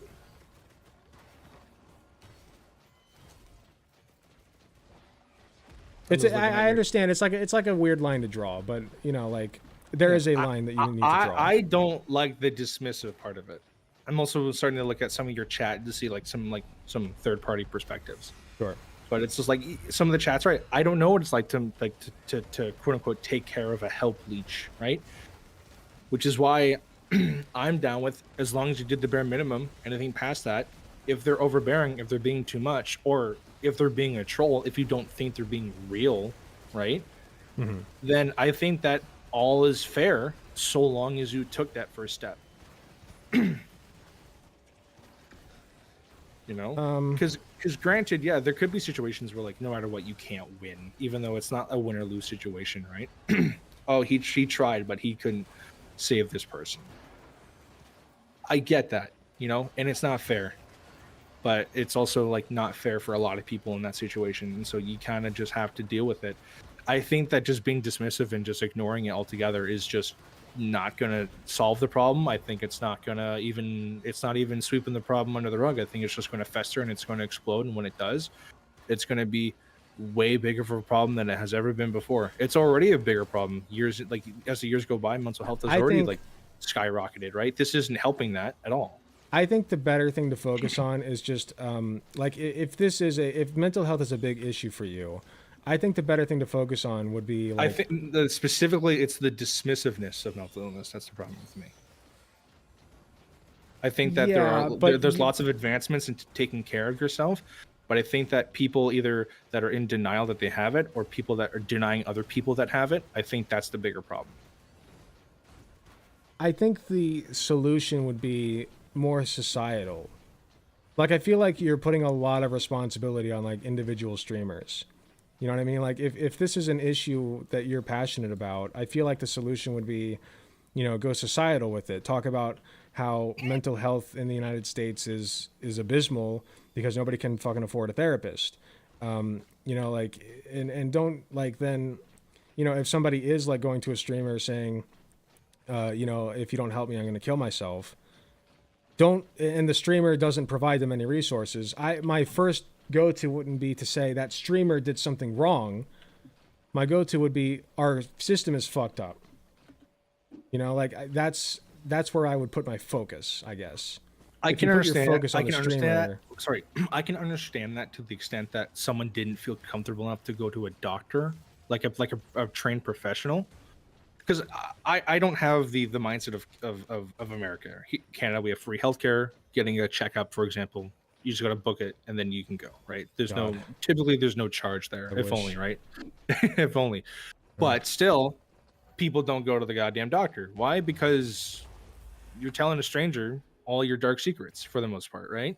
You know, how many times have I had sex? How many times did I ever get any STDs? You know, you have to tell a stranger potentially your entire dark past. You know, what if you're like a recovering addict and you don't want anyone to know that, right? It can be icky sometimes. So I do agree that but that's where the parasocial nature comes in. It's a continual, yeah. But right, again, that's where the parasocial nature comes in because the streamer technically is a stranger to you. You know, like not it's different vice because versa. like vice versa. Oh, sorry, no, you were right. Sorry. Because like the streamer is a stranger to you. You've never met them. Like, you don't really know them. You might know them in some ways, but like, you don't have a personal connection with them. So like, it's like, that is parasocial right there, to say like, I Yes. wouldn't see a therapist, but I would talk to my favorite streamy boy. You know, like, Yeah. I think that's a problem, and the root of that problem. Well, I don't know if it's a problem. For example, like if you said like, "Oh, I can't wait to go to the barbecue Friday. I'm gonna have all the hot dogs and burgers I can have," and then Monday comes along and someone in your chat says, "How is that barbecue king?" You know, I don't think that's necessarily a bad thing at all. That No, you decided no. to share someone, and then someone revisits the shared thing that you had. But take that for anything personal that someone made public, intentionally public, by the way, not docs, because again, that is a difference. You know, if someone shares something with you and then a chatter comes in and like brings the thing that you made public up to the face, I don't think that's parasocial. I mean, technically by definition it's parasocial, but it should not be reprimanded in whatsoever, like anyway. I can agree with that. Yeah, like If I it's think it'd be weaponized, silly. again, like if it's weaponized, if it's used as like an insult, then yeah, like no shit. But if it's just like a comment, you know, like Yeah, no, you know, I can see that. Get that barbecue. In no way whatsoever is that a condemnable action. No, I agree with that. I do agree with that. I do think that some streamers take it a bit too far. And I think we both agree that there are limits to what you should do to a streamer, Yeah, as far absolutely, as like, right? and what you should say to a streamer and things like that. Yeah, because I the guess- extremes that people go to immediately, and that one of the reasons that like Ludwig or like Sea Dog VA made the videos like "I'm not your friend" quote videos is because, you know, some people track them down IRL during a stream and shit. And it's like, Yeah. no, I don't agree with that at all. Obviously, right? That's stalking, or like doxing or swatting. These things can kill people. No shit. Like, I'm not for that. It's like it's the innocent man in the equation that is getting just the shit out of the stick. And you know, I don't think that's necessarily like I don't think it's reasonable. It's not fair, but not a lot of things are. But like, I don't think it's within reason. The only I just caveat think is it's if someone their has right to do that. Yeah, I mean, it's your right to say hateful shit, but that doesn't mean that there's not consequences for those actions. But like, like you can like the consequences that like you get put on live stream fails. I think that's enough. People still watch those. Yeah, I guess I don't personally, but like I think that's enough of a consequence personally. I just don't see what else you would do in that situation. I mean, I do think that the punishment should fit the crime. Do I think that everyone on Twitter should see you fuck up? Not necessarily. Not if it's, unless it's like egregious where people should have the responsibility to know, in my opinion. But like, if you're dismissive one time, then no, not really. If it's a recurring pattern, then maybe. Like, again, it's situational, right? Again, there's never going to be like a one-to-one. There's never going to be a finite line for something like this, right? Right. I don't think people should be legally condemned.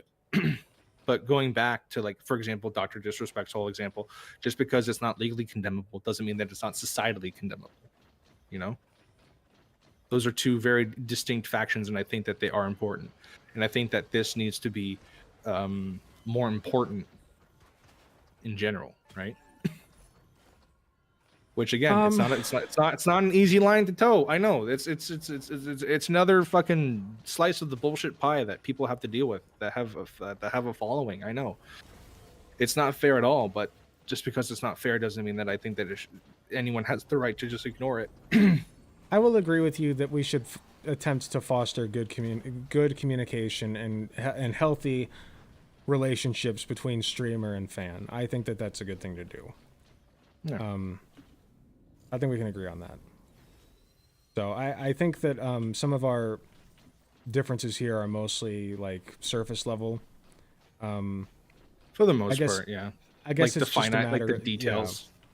Yeah, it's the details, really. I think it's just a matter of how much responsibility falls onto the influencer if somebody's in crisis, you know? Yeah. So I think that's, and we can agree to disagree on a certain aspect of that, but I think for the most part, we are in agreement that, like, yeah, you know, in general, you should be trying to foster like these healthy relationships with your chat, with your fans, and you know, if you can, like, help them in ways that you're able, and make sure that they have good resources available to them if they are in crisis. I agree with all of that. I am going to go ahead and call it right here. If you want to go ahead and shout yourself out real quick, I can like pull up your YouTube channel if you'd like. Sure. That'd be more than awesome, dude. Sure. Dauntless Stark. It should just be Dauntless Stark with the same Discord avatar for the channel name. I do mainly Let's Plays. I do daily videos, daily Let's Plays. I stream somewhat daily. I think I take like 2 to 3 days off of the week, just depending on how like IRL schedules go. I mainly stream Heroes of the Storm plus whatever stream game we got going on, which is in my Discord poll or whatever. And again, I'm taking a little bit more into an active interest in politics, specifically into the gaming sphere, because I kind of want my channel to be more about gaming. I consider this to be part of that sphere because a lot of content creation is about gaming, a good chunk of it. And also, I think that it's really important. For example, tomorrow I have a video coming out where I talk about how I don't think that there's really any wokeness in games because 90% of it's optional. And if it's optional, you don't have to engage with it. And if you don't have to engage with it, it's not there. Yeah, absolutely. The wokeness in gaming crowd has been going nuts lately. Yeah, exactly. I think that I think that if you can avoid it, it's not there. For example, so I don't think there's specifically in AAA games, if you can avoid it, I don't think that it's mandatory, and by making it not mandatory, it shouldn't exist. I would consider, and I wouldn't personally make this argument, but I would consider the argument of, well, what if there was a Nazi or a Nazi option? You can put a Nazi patch on your arm, but you can just not put it it's there, called right? Call of Duty. It's called Call of Duty or Black Ops, There or like Battlefield, where you can literally play as Nazis. So I mean, it's not woke or not. Like you don't not really. Like for example, Concord didn't die because it was woke. Concord died because it was a bad game. Because it was shit. It You, looked like you didn't you didn't get a damage buff if you pronounced the pronouns correctly. Like it's not woke. That'd be awesome. Exactly. It would be pretty cool. Like the people are bitching about the new Dragon Age game that's coming out because one of the reasons they're bitching about it is because in the character creation you can have top surgery scars. I don't think that's fucking prevalent to the story. It's completely optional. I don't think the story is going to be about a trans individual going through the lands of Dragon Age. Like I think it's completely. And if it were, then who cares? Like just don't buy the game if you don't want that. I think the possibility of that's pretty low, right? Cyberpunk is another great example. You can be a trans man. You can have any mixed match of genitalia to personality you want. It has zero effect on the game. Is that woke? By today's definition, yes. But woke just means whatever people want for a condemning factor. That's mainly what tomorrow's video is going to be about. But it's just going to be like a VOD. It's not like a full production video. If it does well, then I already have a script laid out to make it a full production video. As you can see, I'm still like an itty bitty little channel. I keep trying to keep doing it. Also, another thing too, this is not channel related, not really, but during this month of October and probably next month too, because I'm having a lot of fun with it. I'm doing free commissions. So all you have to do is you don't have to subscribe, you don't have to comment, none of that. You just got to talk to me on Discord. Tell me what you want, I'll draw it. I'll make a speed paint for you too. Awesome. I use speed paints, and I use all the speed paints as like the stream starting soon thing whenever I stream. So I just want to get better at art in general. So I do that a lot. It's a good thing to pursue, but definitely better than that AI art crap. So yeah. And occasionally I do stream my art too. It depends because I do a lot of, funnily enough, I do a lot of drawing when I listen to like shit like you. When I don't have to watch the video, I can just listen to it. Yep. That's when I feel like I'm in my element when I draw. So I don't normally stream as much drawing. I usually just play Heroes of the Storm, which I'm looking at your chat. Yes, Heroes of the Storm is still a game. People still play it. It's just not funded anymore, but the game is still completely playable and it's a thriving community. Interesting. Yes. Okay. I'm not into it myself, but if you are into Heroes of the Storm, every like 3 streams, people this game still exists. It's not a mod. You can play it through the Blizzard launcher. It's just there's no more updates. It's not being funded, but it's still a very active community. Sweet. All right. Well, if that interests you, jump over to Dauntless Stark's channel.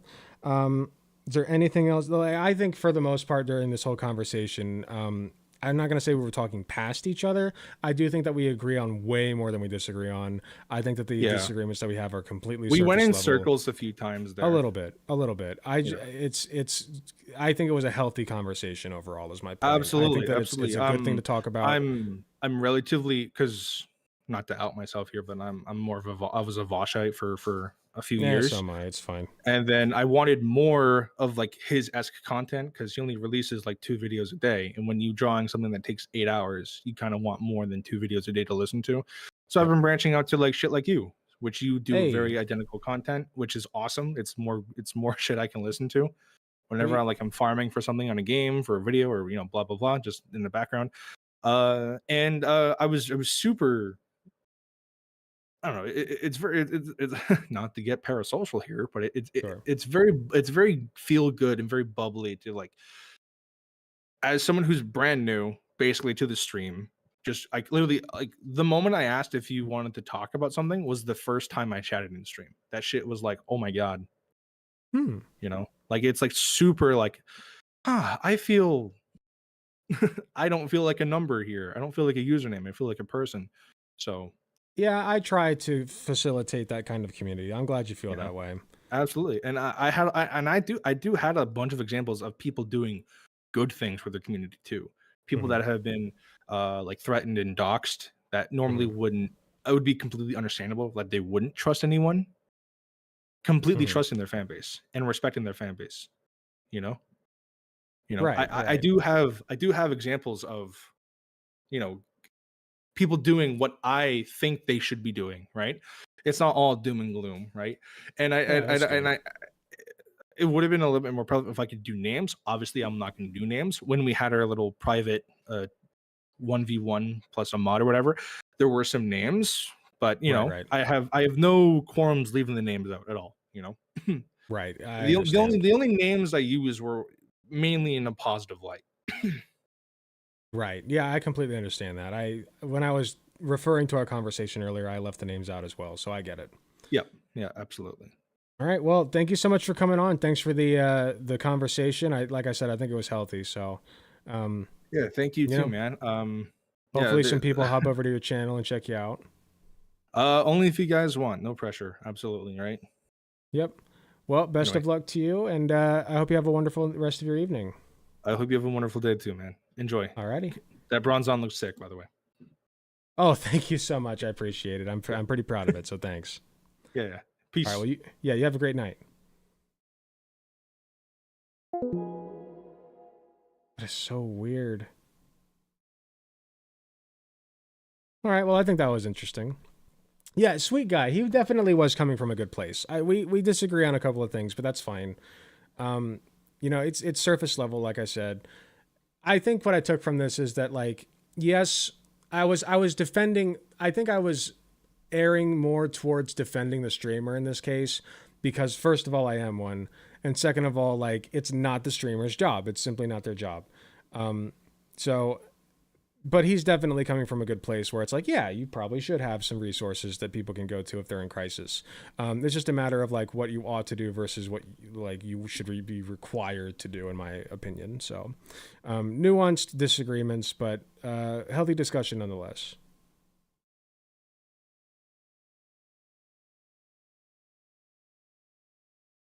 I was playing Pokerogue during. I was into Pokerogue for a while there. But I kind of phased it out.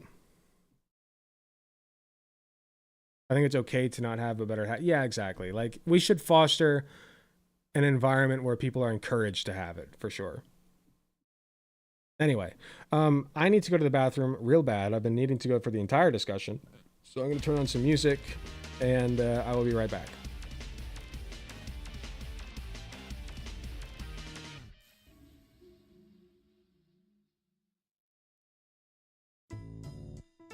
Wealth, fame, power.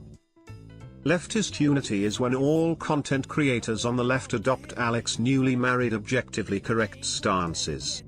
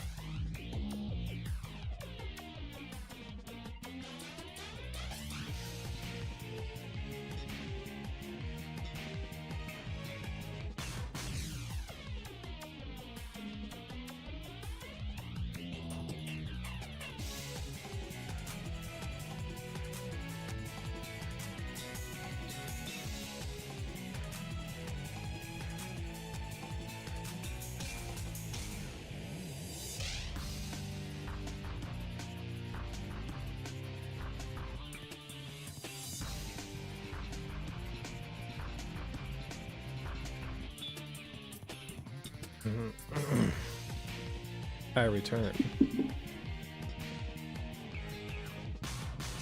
Alrighty.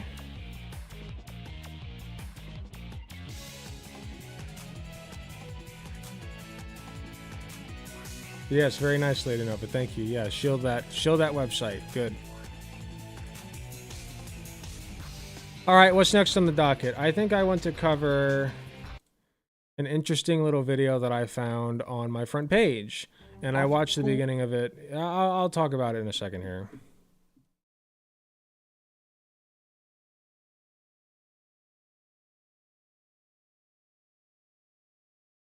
Miss Dono? Oh, sorry.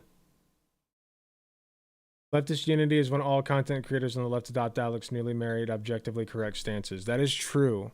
Thank you. Thank you for the 5 tier 1 gifted sub, Sagi Tanuki. I appreciate you very much. That is true. Well, you know, like, if I did not think that my stances were objectively correct, I wouldn't hold them, so there you go. I am open to being wrong, but I do not think that at any one point that I ever am wrong, so... I mean, that's how everybody works, right? Like, yeah.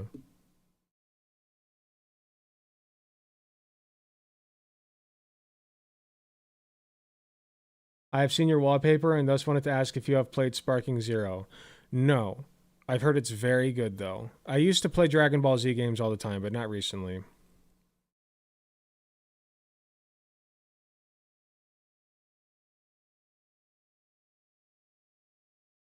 It's not physically impossible for me to be wrong. I mean, I've obviously been wrong before, but I don't think in the moment that I am wrong. If I ever do think that I'm wrong, I try to catch myself and say, you know what? Maybe I fucked up on this, fam. Maybe I'm wrong. I try not to do that in a debate, ever, because then you pretty much lose, but, you know, it could happen.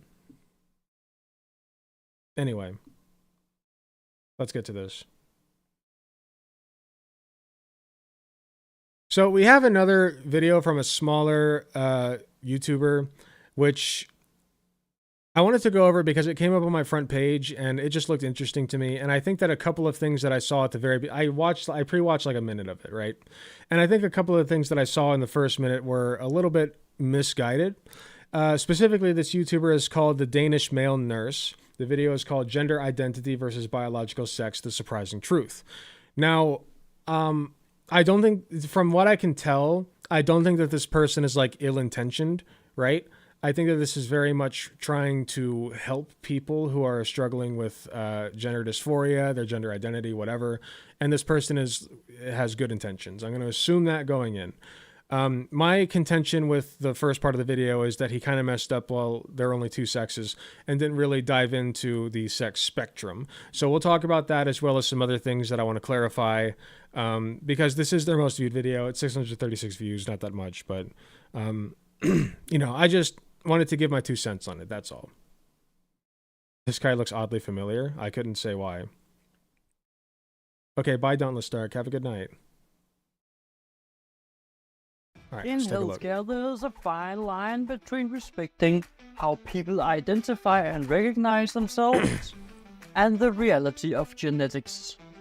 So right off the bat, we have an incorrect statement. Transgender people do not typically believe that they have genetics that would lead them to being like the biological sex that they were not assigned at birth, the opposite of that which they were assigned at birth, right?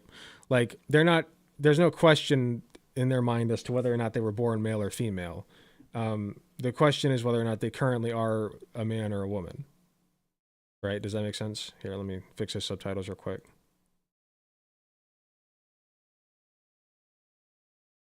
So I just think that there doesn't have to be a line between that. You can reconcile both.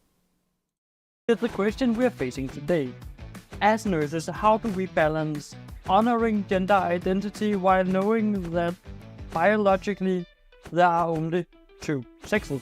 So once again, this is what I mentioned in the beginning. There's not really just 2 sexes, quote unquote. There are even like different sexual genes that you can have. I think it's like XXY, you can have XXXY, upwards of like 4X chromosomes. So there's like technically like 6 different sexual variations you can have or something like that. And there's like this whole spectrum of things in between that happen extra genetically, like so like things that don't involve your genes necessarily, like hormone imbalances, things like that. Can we do that, though, ethically speaking? It is not about erasing anyone's experience. Okay. It's about providing the best possible care based I should also mention, by the way, for those who don't know, I'm also a nurse. So like I'm coming at this from a nurse's perspective. on the realities of human biology. Let's dive straight in. We live in a time where the gender identity has become a deeply personal and important part of who people are. More and more individuals identify outside of the traditionally binary of male and female. And it's vital that we as healthcare providers show respect and understanding towards those identities. In fact, it's our duty to treat each patient with the dignity and provide compassionate care, no matter how they identify. But here's where the challenge comes in. While we can and should respect gender identity, the fact remains that genetics, the DNA we are born with, tells a different story. No, again, this is where my concern is. Like I said, he's not a bad guy by any stretch, but he does have a misunderstanding of what's happening here. Genetics do not tie into what gender you are. That is an artificial construct of human creation. So like we decided that that you're a man if you're an adult and born with a penis and have certain, the XY chromosomes, things like that. And you're a woman if you were born female, right? And are an adult. From a biological perspective, so you don't have to make that line. Two sexes, male and female. These two sexes are determined by the presence of either XY or XX chromosomes. Right. Let's look real quick. And I'm not like getting an epic dunk or anything. I just want to clarify this.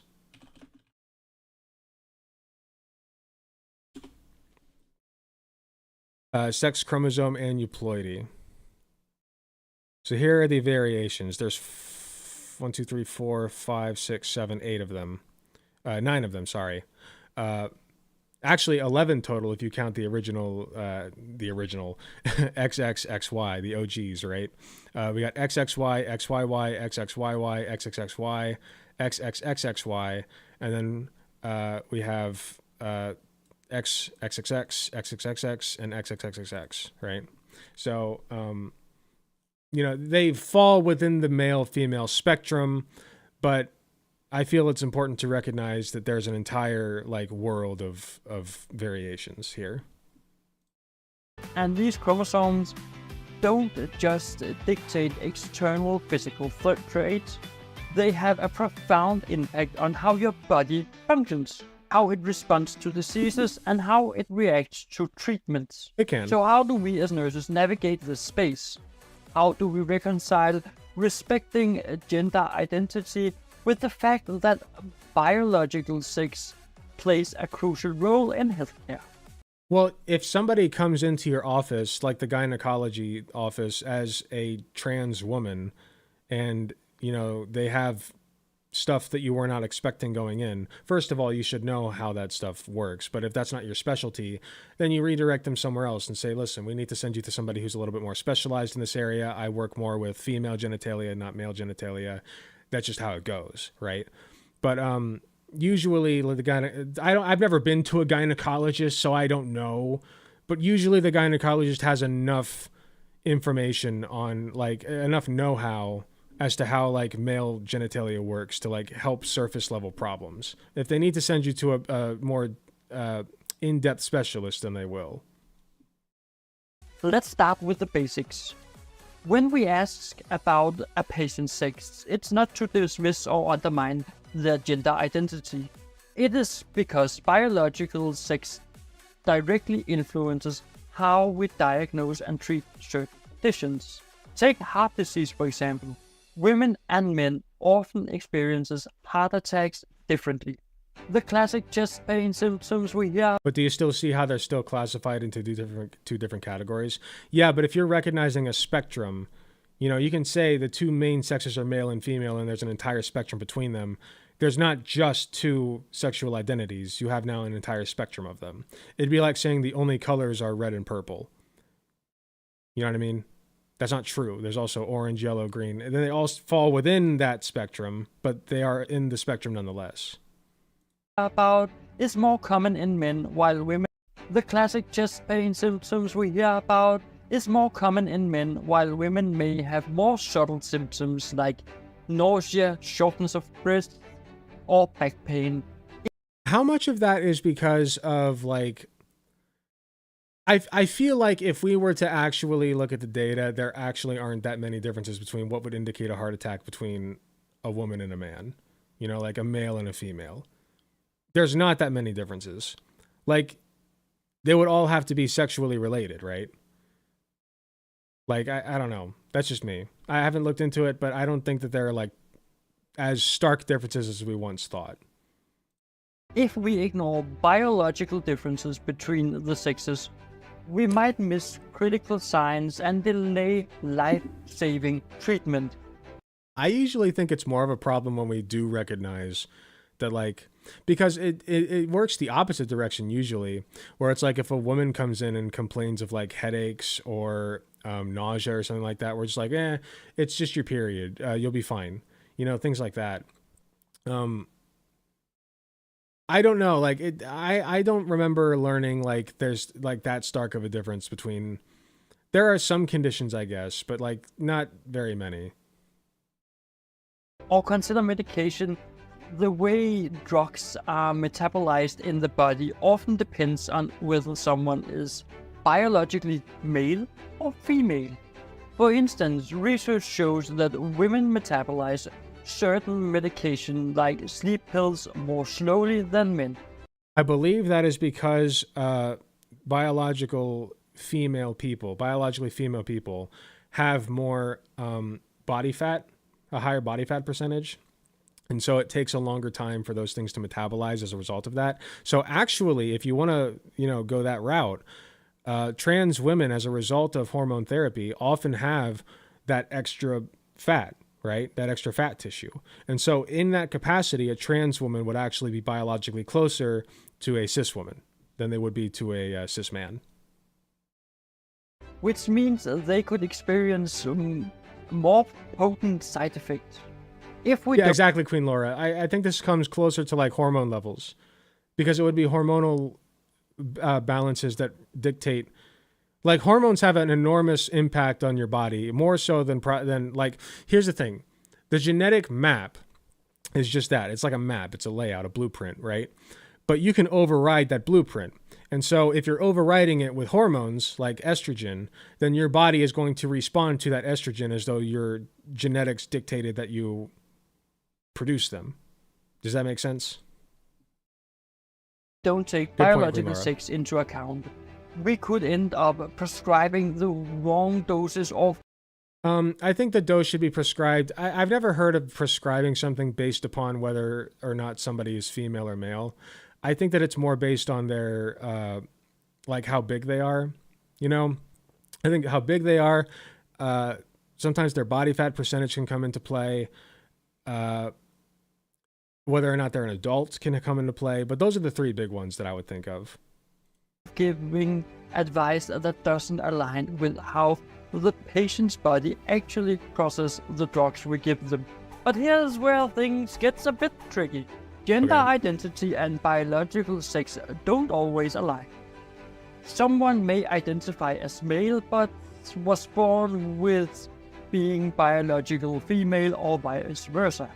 That is where our role as nurses becomes even more important.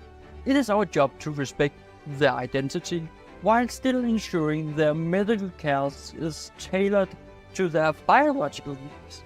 One of the key ways... I don't think that Okay, this sounds... I don't want to give this guy I want to give this guy the benefit of the doubt and say that he's coming at this from a good place. But I do feel like this is a little bit condescending toward trans people just as a video, because trans people know this shit. Okay, you're preaching to the choir. trans people are understanding of their biology. What, like, if they're taking hormones, then like their biology changes. They're aware of that. If they're not taking hormones, they're aware that their body isn't the way that it usually they want it to be. You know, like they know what they're packing basically. They know what they're carrying into the doctor's office with them. They're just asking the doctor to fix it. You know, like that's it.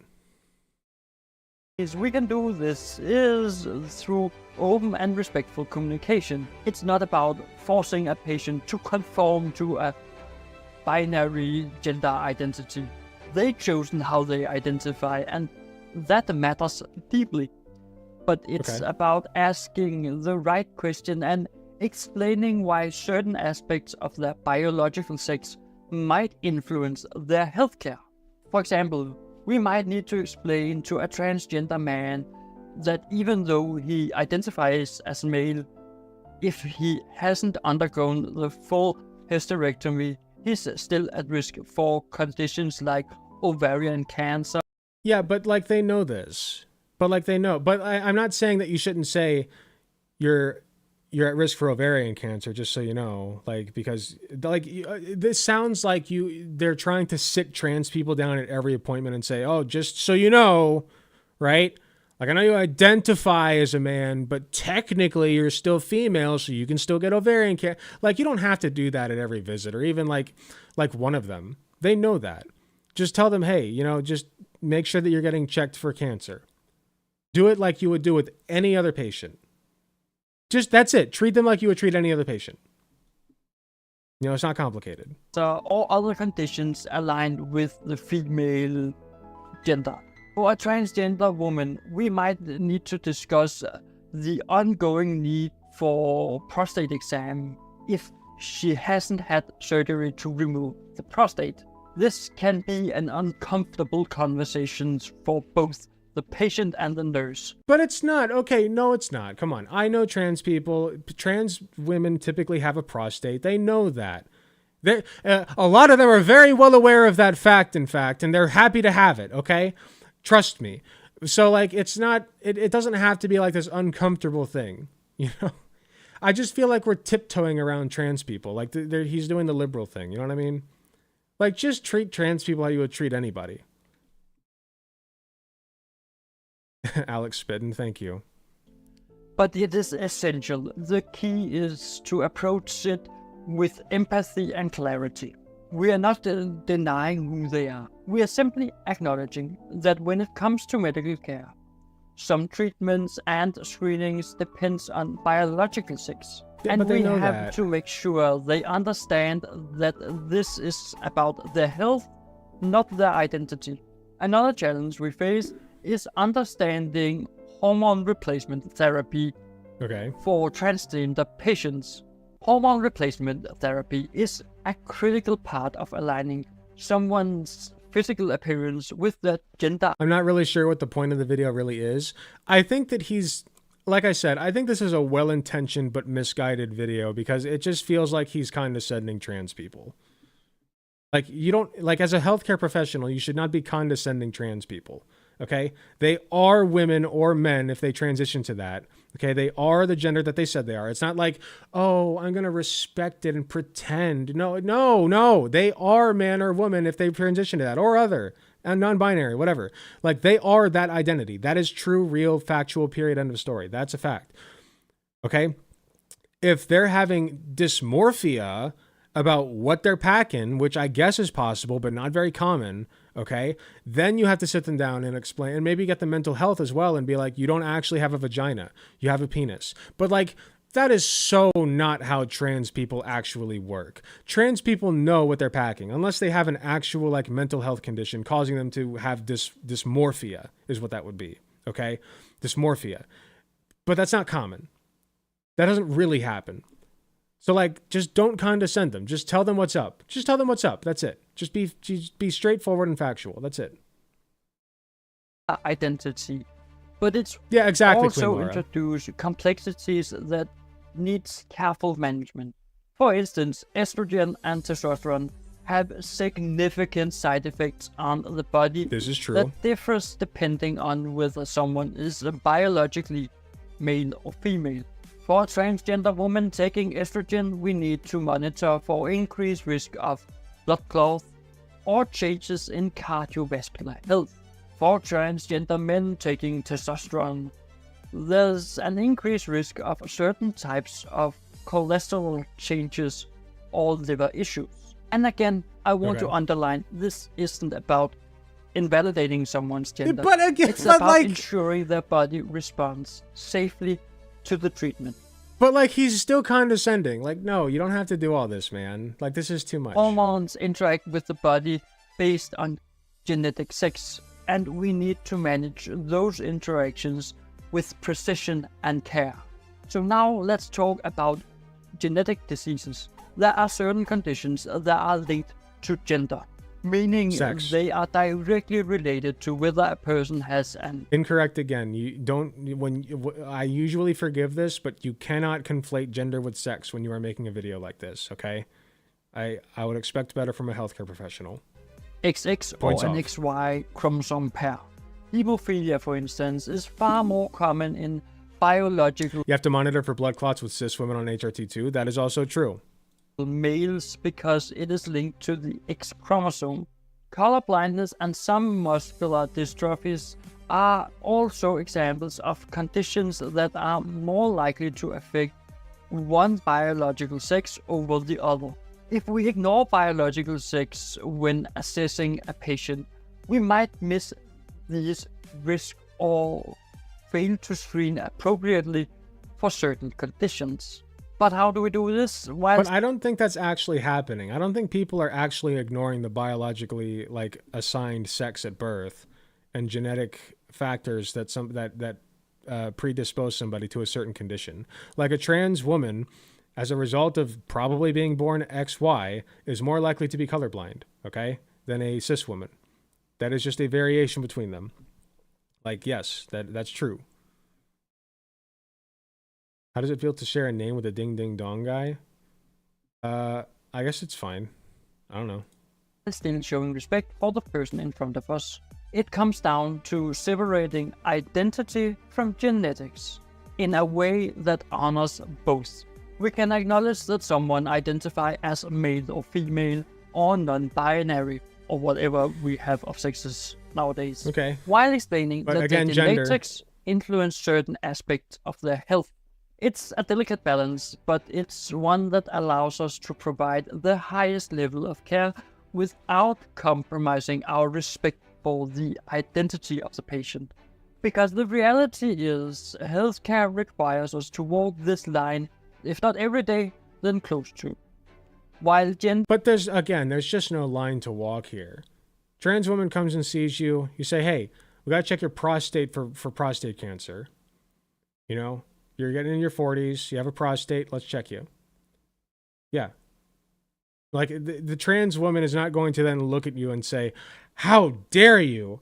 How dare you even bring up the fact that I have a male sex organ? That is disgusting and you're a horrible person. They're not going to do that.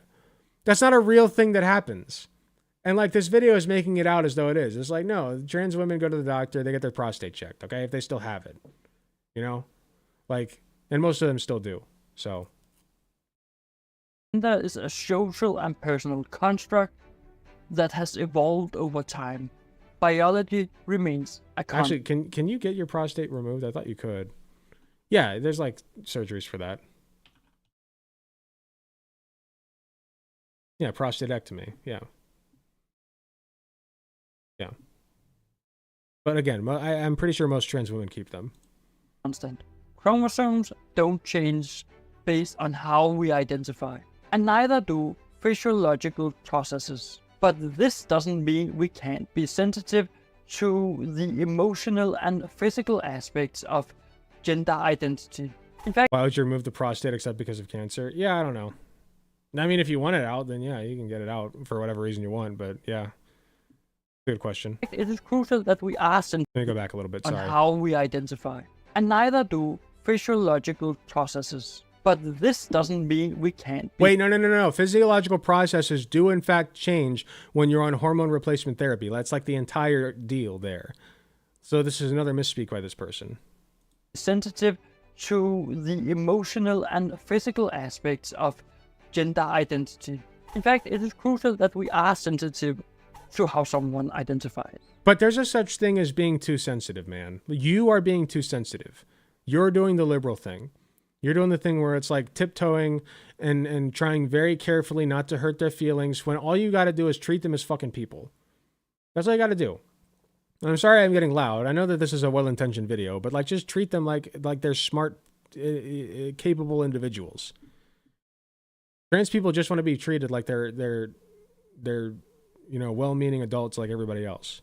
One of the most important things we can do is foster an environment where patients feel seen and respected for who they are. That means using the right pronouns, addressing them by their chosen name, and by recognizing that their identity is an integral part of their well-being. But at the same time, it means being honest. Not just about, oh, you are having this disease, but about the role genetics plays in their health. This isn't about choosing one over the other. It's about integrating both to provide compassionate care. And if you want to get smarter on how you can do that, I agree. I just feel like it was poorly explained. I warmly recommend that you use Mikhail Bakhtin's theory linked at the end of this episode. So make sure you watch all the way to the end and click that link and you will get to an entire playlist with his theory. But let's get into an example. If a transgender... Is there an entire theory on this? I just feel like it's so simple. Maybe it's just me. The patient comes in for a routine checkup. We might start by asking about their overall health, how they are feeling in terms of their gender identity. I would not bring that up at a general checkup unless the person is specifically, unless the person is still specifically having issues with that. You know what I mean?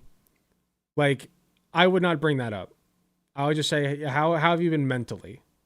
You know? I see that you're on such and such medication. Are you doing okay mentally? Yeah, I'm fine. Ask them the basic, if they have depression, ask them the questions are you dealing with suicidal thoughts, stuff like that. But I don't know. I just wouldn't bring up their gender identity unless they volunteer it, if you're just at a general checkup.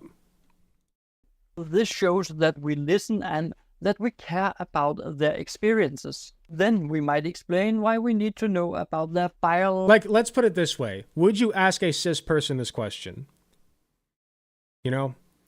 Unless they bring up something specifically related to being trans and volunteer that information to you, you ask yourself the question, would I ask a cis person this question? I think that's a good standard to have.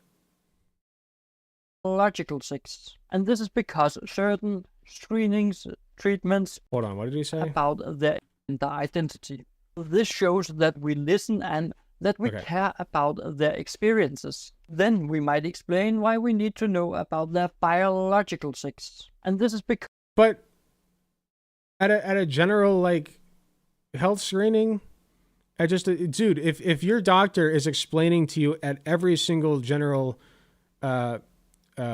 appointment you go to for your health why they need to know about your biological sex, that's weird. You don't need to do that every time.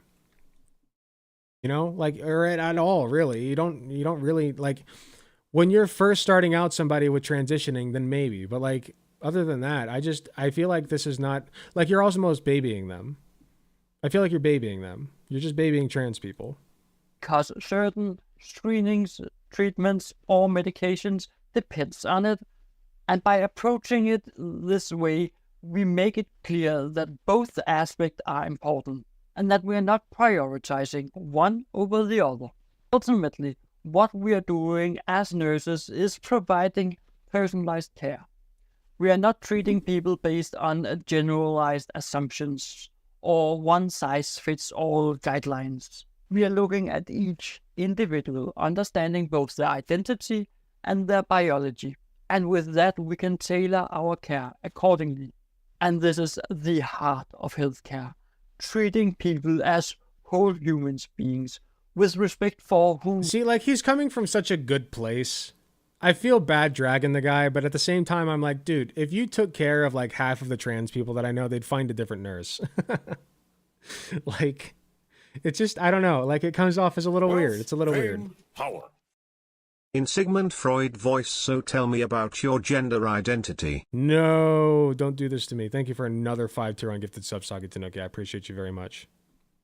They are, and the biology factor that impact their health. And this is not only, well, when it comes to transgender, it is when it comes to everything healthcare. But when it comes to respecting gender identity in healthcare, it's about the balance. We can honor how a person identifies while also recognizing their genetics, and as I promised you with the Michael Bacteris theory, will help you do that. And this entire playlist that will take you deep into this theory, so I warmly recommend that you check this one out. Okay. I don't know. The guy clearly means well, but again, it's just a matter of being like condescending. Yeah, it didn't help at all. Like, just treat trans people like you would treat anybody else. Like, it's really not that hard, guys. It's really not. Just like say, oh yeah, you're a trans woman, great. That means that you got, you know, you go like, let's say that a trans person's having problems with their genitalia. You know, they go into their general physician, their family nurse practitioner or whatever, and they say, you know, I'm having issues down there. Can you take a look? You know, like, you don't have to sit and explain, like, okay, I'm going to look at your penis now because you're a trans woman, and that means you have a penis down there because you haven't had bottoms. Like, come on. Like, that's silly, okay? Just treat them like a normal-ass adult. It's not that hard.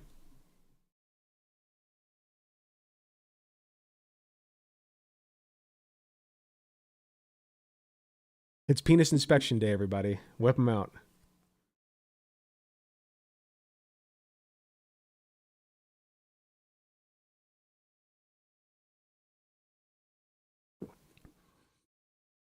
When I go to a new doctor, I just rattle off what I'm talking and ask point blank for the specific meds and procedure I want.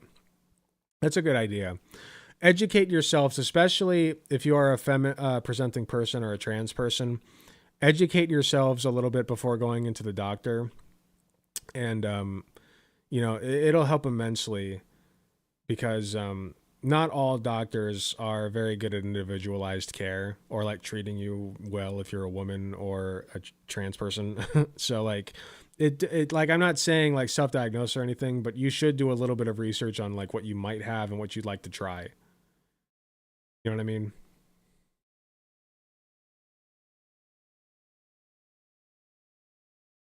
So good idea. Penis inspection day, ladies.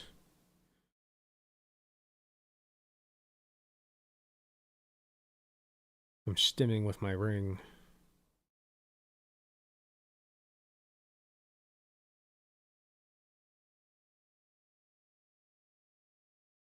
Pride Month is almost over. Thank God. I don't want to do this video next.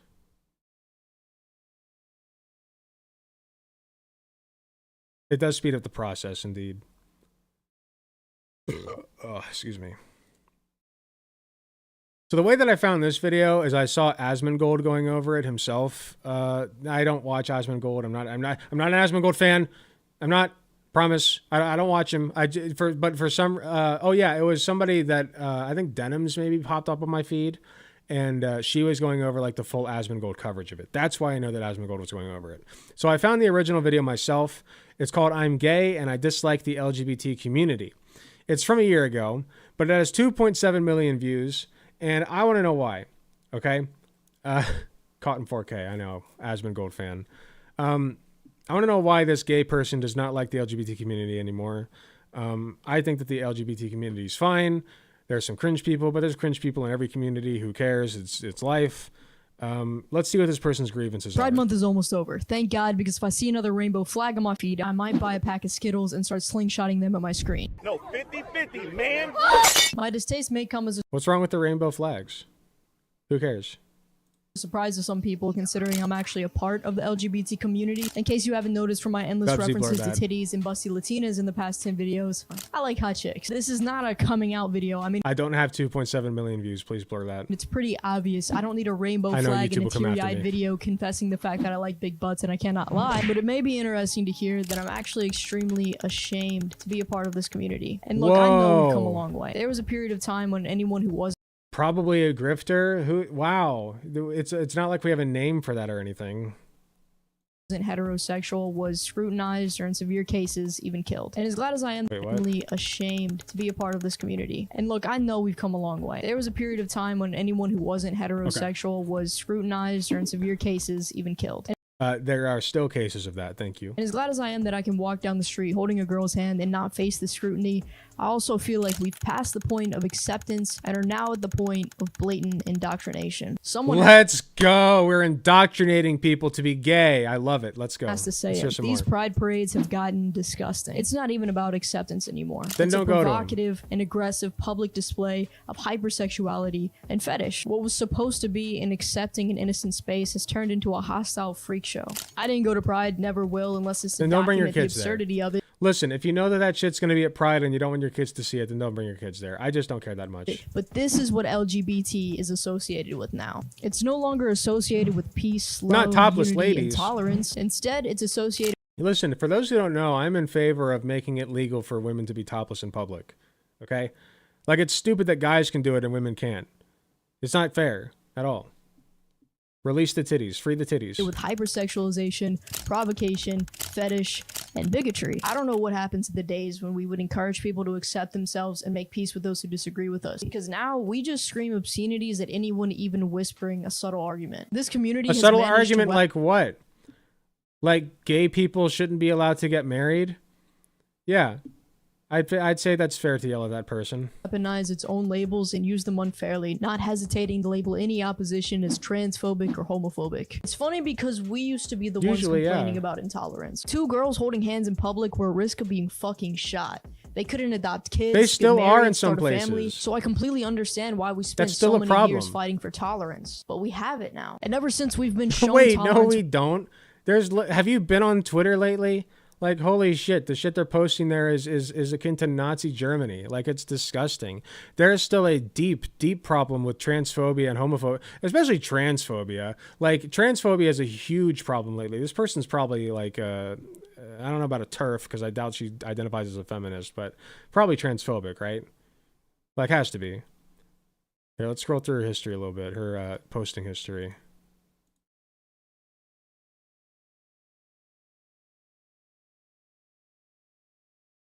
I want to be religious, but I'm gay. I'm gay and I dislike pride. Oh, from 4 months ago. Yeah, this one's got more views. Okay, nothing about trans people. I don't know. Maybe she'll bring it up in the video. We'll see.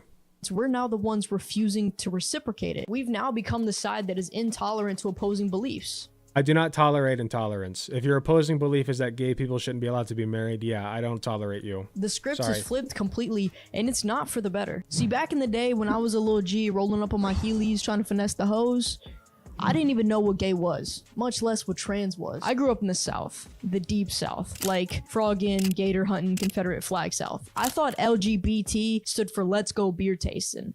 I didn't know a single gay person in my life, Wow. and I didn't have a phone or any type of social media to be exposed to it either. And yet somehow I looked like this. Yeah, that 7 or 8 year old me dope slinging and pimping since 01, baby. My idol, Okay. if you can't tell, was Rob Deerdeck. And let me tell you, I got made fun of all the time. If only I had $1 for every time someone asked me, are you a boy or a girl? Why do you dress like a boy? And I would always get so pissed off when people would call me gay, faggot, dyke, because at the time, I didn't know that I Dubsy, was censor that, gay. please. So I would just be standing there like, what the fuck are you even talking about? I'm none of these things that you're calling me. It wasn't until I was going into high school that I realized, oh, Sorry I'm not commenting much, but I don't have like much to add here. Like she's just going over her life story, so I'll let her cook, I guess. oh shit. I like tits. Everyone around me knew before I knew. The reason I'm telling you this story is so that you're aware that I Okay. wasn't acting or pretending or trying to fit a label or any of that bullshit. I never dressed like a boy out of opposition for tradition. I never did it in pursuit of being unique. As cringy as it sounds, I was genuinely just being myself. My interests were Whoa, never in that's Barbies crazy. or playing house. I wanted to play basketball and build Lego City. I was never constantly in my head thinking, oh, if I do this masculine thing, then this feminine. No. What 8-year-old kid thinks about that? For an 8-year-old It's funny because she's exactly describing like what trans people have been trying to say since forever, is that they're not sitting here like calculating in their brains, like, you know, trying to go against the grain or like get one over on people. Like, no, they just are acting like themselves. You know, I'm just throwing that out. I'm not saying this person's transphobic. I don't know. If I had to venture a guess, I'd say she probably is, but who's to say? But yeah, I'm just throwing that out there. kid to be thinking like that, they would either have to be medically neurotic or extremely brainwashed by social media. I didn't have TikTok or Instagram as an 8-year-old kid, thank God. And I feel genuinely sorry for kids growing up on these platforms being gotta exposed agree. to all of these attention whoring and degenerate ways of life. They don't get to see that all the Yeah, real but like exposed to all of these rat/rats pronouns. Okay, I mean, fine. I just don't care that much. attention whoring and degenerate ways of life. They don't get to see that all the real trans people Like, what real damage is it doing if your kid comes up to you and is like, hey, you know, I want to go by rat/rats pronouns? Like, I guarantee you, most of them are going to get real tired of that shit real fast. Okay? Like, if they have, like, way out there pronouns like that. Like, and if they don't, who cares? Like, it's just not that damaging. It's really not. are discreet. You don't know that they're trans because they don't want you to know. They want to blend Yeah, she's in just as being a a normal boomer. person and live a normal life as their changed gender. They don't want anyone asking their pronouns. They want it to be so obvious that you just assume their gender. That's why Wait, hold on, what? all the being exposed to all of these attention whoring and degenerate ways of life. They don't get to see that all the real trans people are discreet. You don't know that they're trans because they don't want you to know. They want to blend in. That's not always true. I've seen trans people wear like trans flags and shit and have like my pronouns or they, them on their shirt. Like, that's not true at all. Like, yeah, a lot of trans people just want to blend in, sure, but some of them don't. In as a normal person and live a normal life as their changed gender. They don't want anyone asking their pronouns. They want it to be so obvious that you just assume their gender. That's why they spent thousands of dollars on corrective surgeries. So that But not all of them do that. Not all of them can do that or want to do that. Yeah, like no, I don't buy this. you could look at them and not ask what they are. That's the whole point of a transition. All of these people you see on social media No, the point of the transition is that you feel like the opposite gender of that which you were assigned. And you just want to like behave that way. It's not necessarily about blending in. I think most trans people probably do, but not all of them. And who cares if they don't? I don't know. It's just like a weird line to take. media boasting about their transgenderism are the ones transitioning out of a feeling of emptiness and need for validation. Here we go. Okay, now we're getting to like the trans med shit. This is like trans medical shit. They're not doing it out of a genuine sense of dysphoria and Like discontentment you're a with their fake body. trans. These days, the members of the LGBT community are all demanding that people acknowledge and accept their often obscure identities. It feels like everyone's desperately grasping at these labels, all in a fight to be unique and interesting. But since when did we become Here's the thing. If you don't like want, if somebody's being annoying about their own identity, like I identify as flower self, and if you can't remember that, then I will like not be normal around you or whatever. Like I'll irritate the fuck out of you and call you a bigot and whatever. The beautiful part is that you don't have to be around that person. You don't have to. And I probably wouldn't be because I don't know. Like I don't like flower self would be hard to get used to. And if they're like getting really pissed off at me every single time I mess it up, I might just say, you know what? Maybe it's better if I'm not around you. And that's all it's got to be. It does not have to be more complicated than that. Okay? Because you are under no obligation to be around that person. All right? Like it's just that simple. Like, yeah, it would be nice of you to try to get used to that, and it's valid or whatever, but like that's as deep as it goes. It's not this big widespread societal problem. It's really not. You know what it is? Neo-Nazism. Okay? There are a lot of young men coming up and learning that it's okay to be a neo-Nazi. That's a real fucking problem. A real societal problem all across the globe. Not this bullshit. It's just not a problem. Become so desperate for approval. Exactly, and validation. axolotls. These people look attention hungry and childish. It's like they're desperate for the whole world to accept and integrate their worldview. But that expectation is frankly unrealistic and juvenile. We don't even know what that person said. They could have been spitting. My sexuality is not a core part of my identity. I don't Okay, some people it is. purposely flaunt it. I don't expect anyone to respect it, and I sure as hell don't need a stranger's validation for why it's okay. You don't expect people to respect it. People who are gay and whatever, like, ask for the same respect that straight people get. Okay? That's what they ask for. That's the baseline level of respect that they strive for and should. Okay? It's not that hard. It's okay. I am the way that I am. Whether you like that or not is absolutely irrelevant to me. I'm not proud of being gay. I think that shit's mad dumb. Because when you think of the word pride, you think of some type of achievement, some accomplishment, something you worked for. My attraction to women is not something that I chose. The pride comes from the history of abuse of the queer community. Okay? Saying that you are proud to be gay means that you are running against the history of abuse that the queer community has faced. That's what it means. You are like you're reinforcing that you are okay with being gay as you are, and that you don't need help and don't need to be fixed and don't want any of that. That's what it means when you say I'm proud to be gay. I didn't work for it. It's just how I am. Straight people don't flaunt the fact that they're straight. That's just how they are. Do you really think that anyone gives a shit about what straight people flaunt the fact that they're straight all the fucking time? I'm sorry. Like, if you've ever hung around like cis straight guys, I'm sorry. They're constantly like, oh, look how straight I am. Check out that chick. She's got big hunkin' bazonkas, doesn't she? Oh, hey, yo, like, she's hot. She's pretty hot. Have you seen this hot chick? Oh my God, I'm so straight. Like they won't say I'm so straight. That's an exaggeration, but the rest of it is not. Sorry. Like, they will constantly flaunt how straight they are. Genitalia you're attracted to. I genuinely can't think of a more irrelevant detail about your character. I don't give a fuck who you hump, as long as it's not my chick. Damn, it feels good to be. Whoa, she's so cool. She's so cool. Yeah, that was stupid. I don't have much more to add.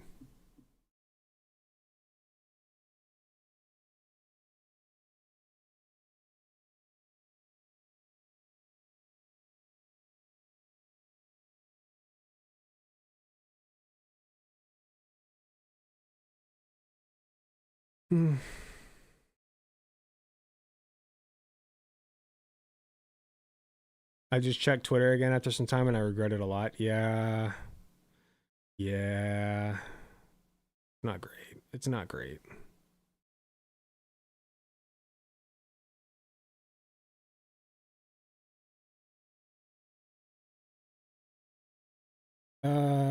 I'll tell you guys what, I'm going to take a break and then I'm going to decide what to do after because I'm kind of tired and I don't know if I wish to continue or not. So I will decide that after my break. I'll be right back.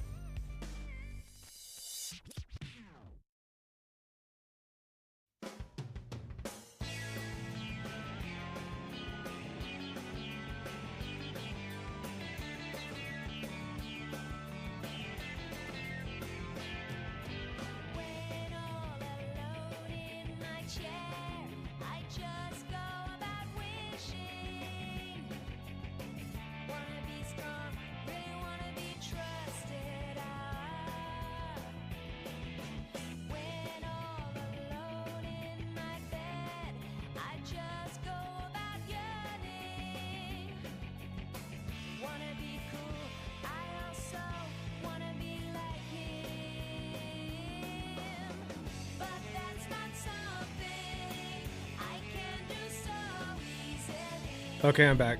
Yes, this is Sonic music. Oh, wrong one. There we go.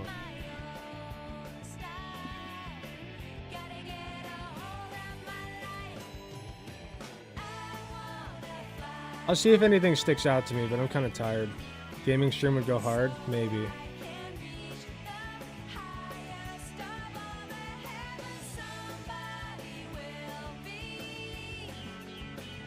Gaming stream.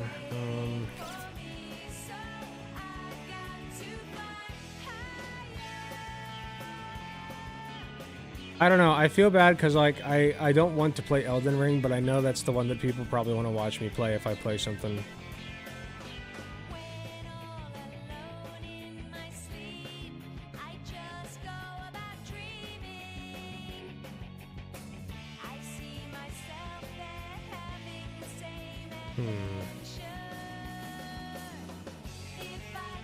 Over the last... I'll try to get through this. Woke video games are bad games. Wealth, fame, power. What kills me the most about all these trans medical takes is that most of them assume some level of incompetency on the part of both doctors and trans people. Yeah, it's icky. It's true. Thank you very much for another 5 tier 1 gifted sub, Sagi Taniki. Appreciate you.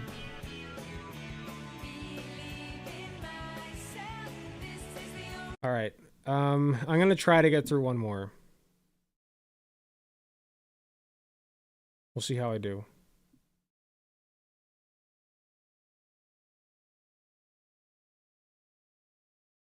Wokeness in video games. It's the scourge of every gamer across the internet. November Hotel here, YouTuber with 84.7k subscribers, is here to tell it all. Woke video games are bad games. They're bad.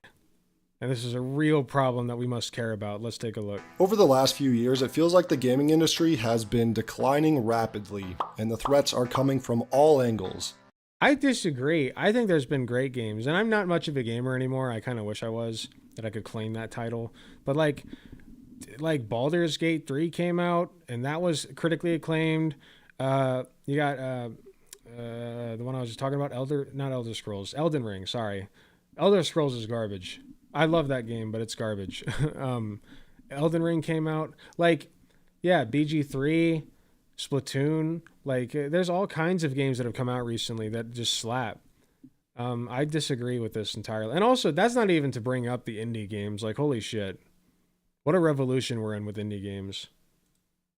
On this channel, we've talked about many of the reasons for this decline, from overinflated budgets to awful monetization, bland and repetitive gameplay designs, a focus on graphics over gameplay, and the myriad of glitches and buggy releases. I can agree with all of this to some extent, especially for guys who make Elden Scrolls. I can't remember their name right now. All of these are legitimate reasons why quality has declined in modern games, but not talked about nearly enough on my channel is one of the biggest and most critical reasons as to why modern games are failing. In fact, as sad as it is, many gamers have become more tolerant and accepting of these problems over here. Bad monetization, broken games, priority of graphics, bland/repetitive game design. And they aren't as vocal about bad monetization or buggy releases these days. They've become too tolerant of these issues, in my opinion, to the point where it doesn't really impact sales like it used to. Instead, the biggest FromSoft, not Ubisoft? Oh, sorry. Deterrent for modern gamers is game studios and publishers' disgusting focus on creating games for the non-existent modern audience. Or in other words, if it's non-existent, then why do they try to appeal to it? Doesn't make any sense. Like, this is basic market this is capitalism. This is how the markets work. If there's a demand for something, then they'll make it. Words, the obsession with creating woke You're saying video there's no games. demand for it. How many examples in 2024 alone do we have of that being the reality? So wait, why are they showing this while talking about wokeness in video games? I would love to know, like, what specifically about this is woke so far. Or in other words, the obsession with creating woke video games. How many examples in 2024 alone do we have of that being the reality?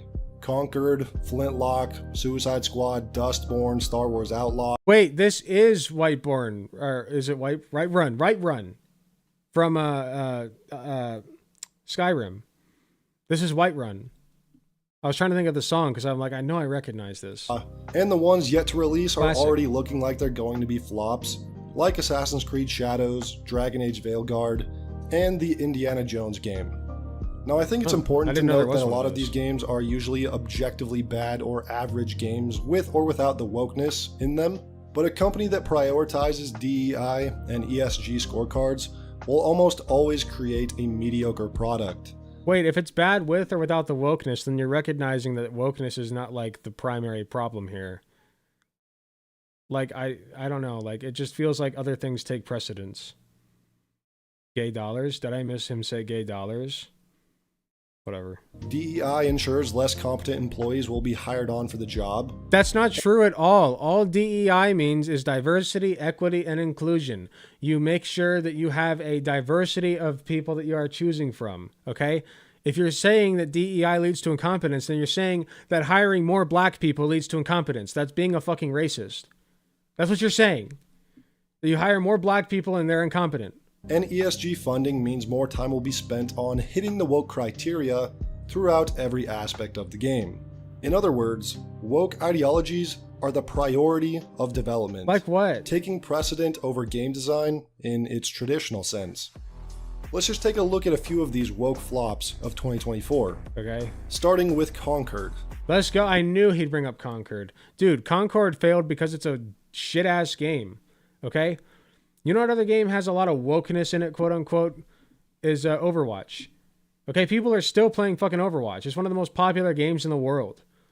Okay, and it had like an out open lesbian on it. Like, it's like, and all kinds of crazy characters. Like, it's not a it's not a wokeness problem. It's a gameplay problem. It's a shit game. Removing all the wokeness for a second, the game was average on its own. Yes, exactly. Thank you. That's exactly what I just said. A game that didn't bring a whole lot of new things to the hero shooter genre, keeping simple game modes and basic gameplay, a terrible pricing model. Yes, Conquered made many mistakes in that regard, but there was a foundation that could have been built upon. However, with some of the most hideous woke character designs on top of these problems, it only plummeted any chance it had of survival. And okay, yeah, the characters, I'll be honest, they look a little goofy, but like that's not the main reason it flopped. It's just not. I'm going to take a wild guess and say that if the And that's a design thing. You know, like that's not it's not like a woke thing. Characters didn't look like your average ESG checklist, and they didn't make you want to vomit at the sight of them. They're a little goofy. I guarantee the game would have received a much more favorable view in the eye of gamers, and potentially could have garnered at least some sort of community. Video games are a visual medium, and good character design does sell games. It isn't the only important factor, but it's far more important than some of these brainwashed people in denial over all these game failures will ever admit. And if the Concord devs didn't devote so much of their 8 years and $400 million BlackRock budget to woke game design, maybe that dev time and money could have been used to actually create something groundbreaking in the hero shooter genre. They're not going to suddenly innovate some groundbreaking thing just because they don't have wokeness or whatever. Like, what does he even mean by woke here? Is he talking about he's talking about the design of the characters, and I agree that those characters could use some design improvements. Their outfits were very interesting, but is there anything else that we're referring to? Like, as far as their design, like what specifically? Is it that they're fat? Like, is it because of their outfits? Like, what is it? Like, we're being very vague here. With characters that were recognizable, badass, and heroes people would want to cosplay as or buy a poster of. But instead, it became the biggest flop in video game history. Yeah, the big things to take away: $400 million loss. The game was in horrible shape as of 18 months ago before release. Not even monetization, no onboarding, most content not even there. The game was in such bad shape at that point that they spent the budget of it again in urgent outsourcing to get the game finished. Yeah, so Concord is Sony's biggest released game by budget to date. And it is the biggest loss that they've ever had as a company on a project before. But he just explained every reason why, and it had nothing to do with wokeness. Like, he keeps undermining his point. It's not to do with wokeness.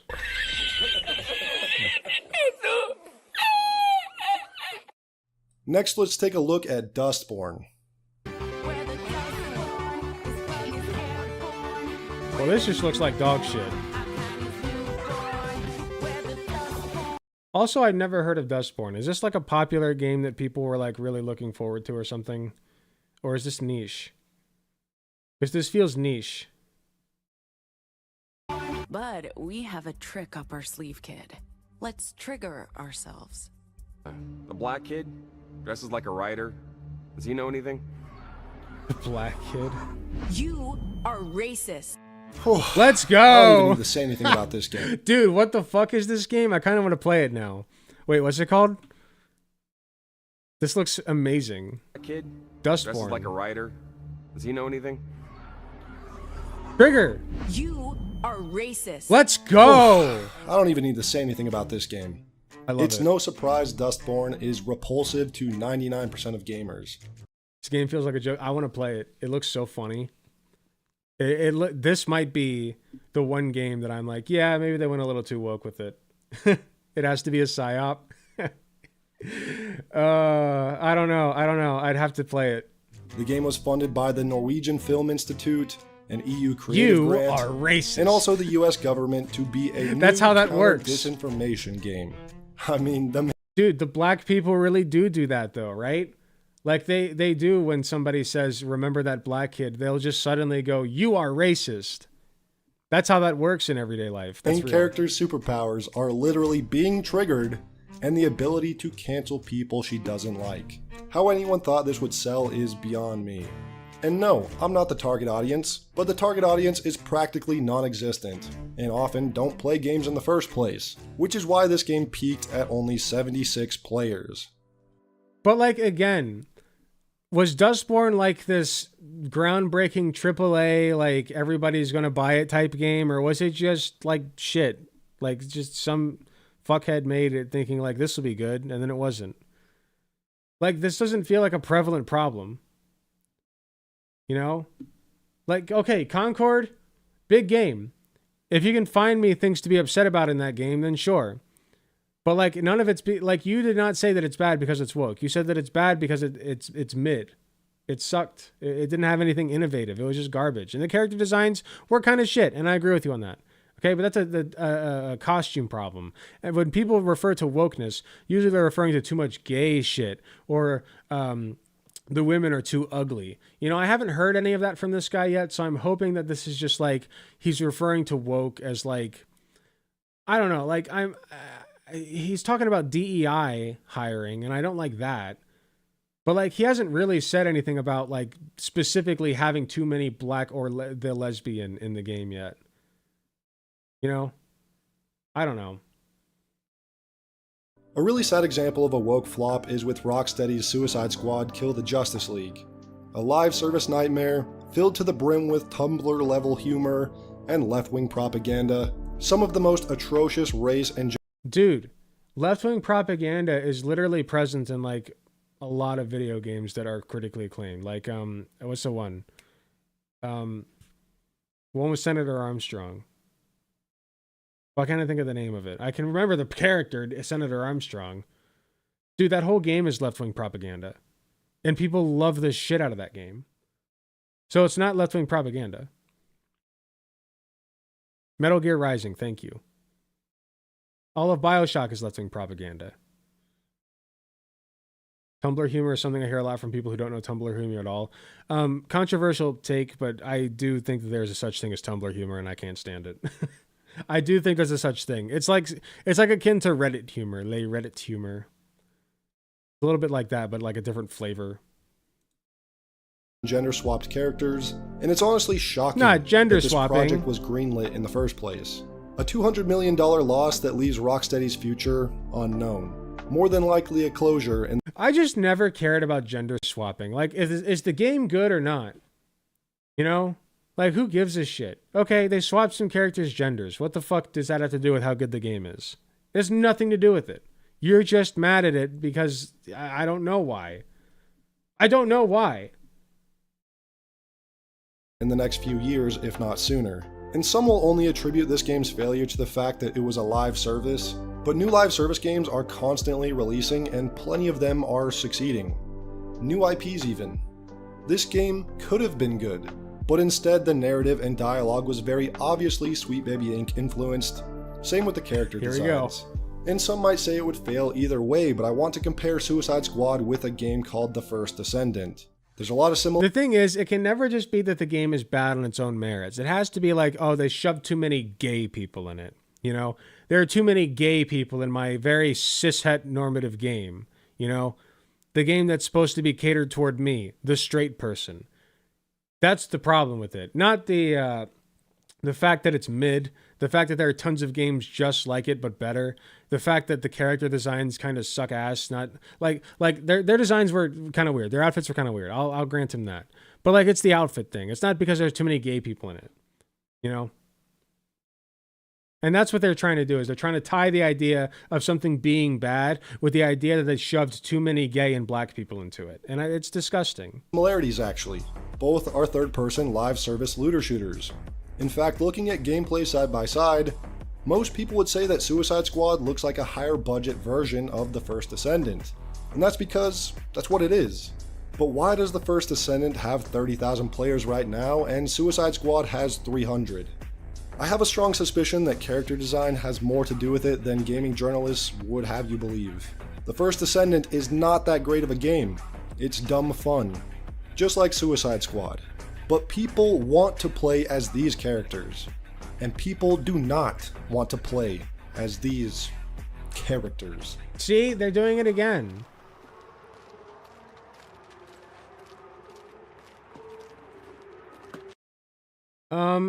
I will grant that it's higher quality here. But like, if you want to stare at a girl's ass, just go watch porn, man. It don't always gotta be about like hot lady ass.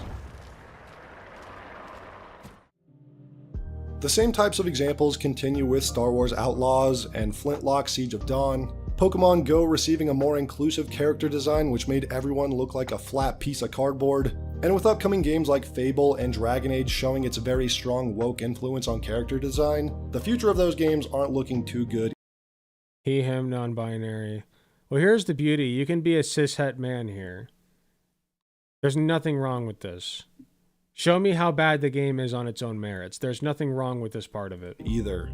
I mean, with the latest Dragon Age, they're touting their most inclusive character creator. But you can't create anything that resembles real people.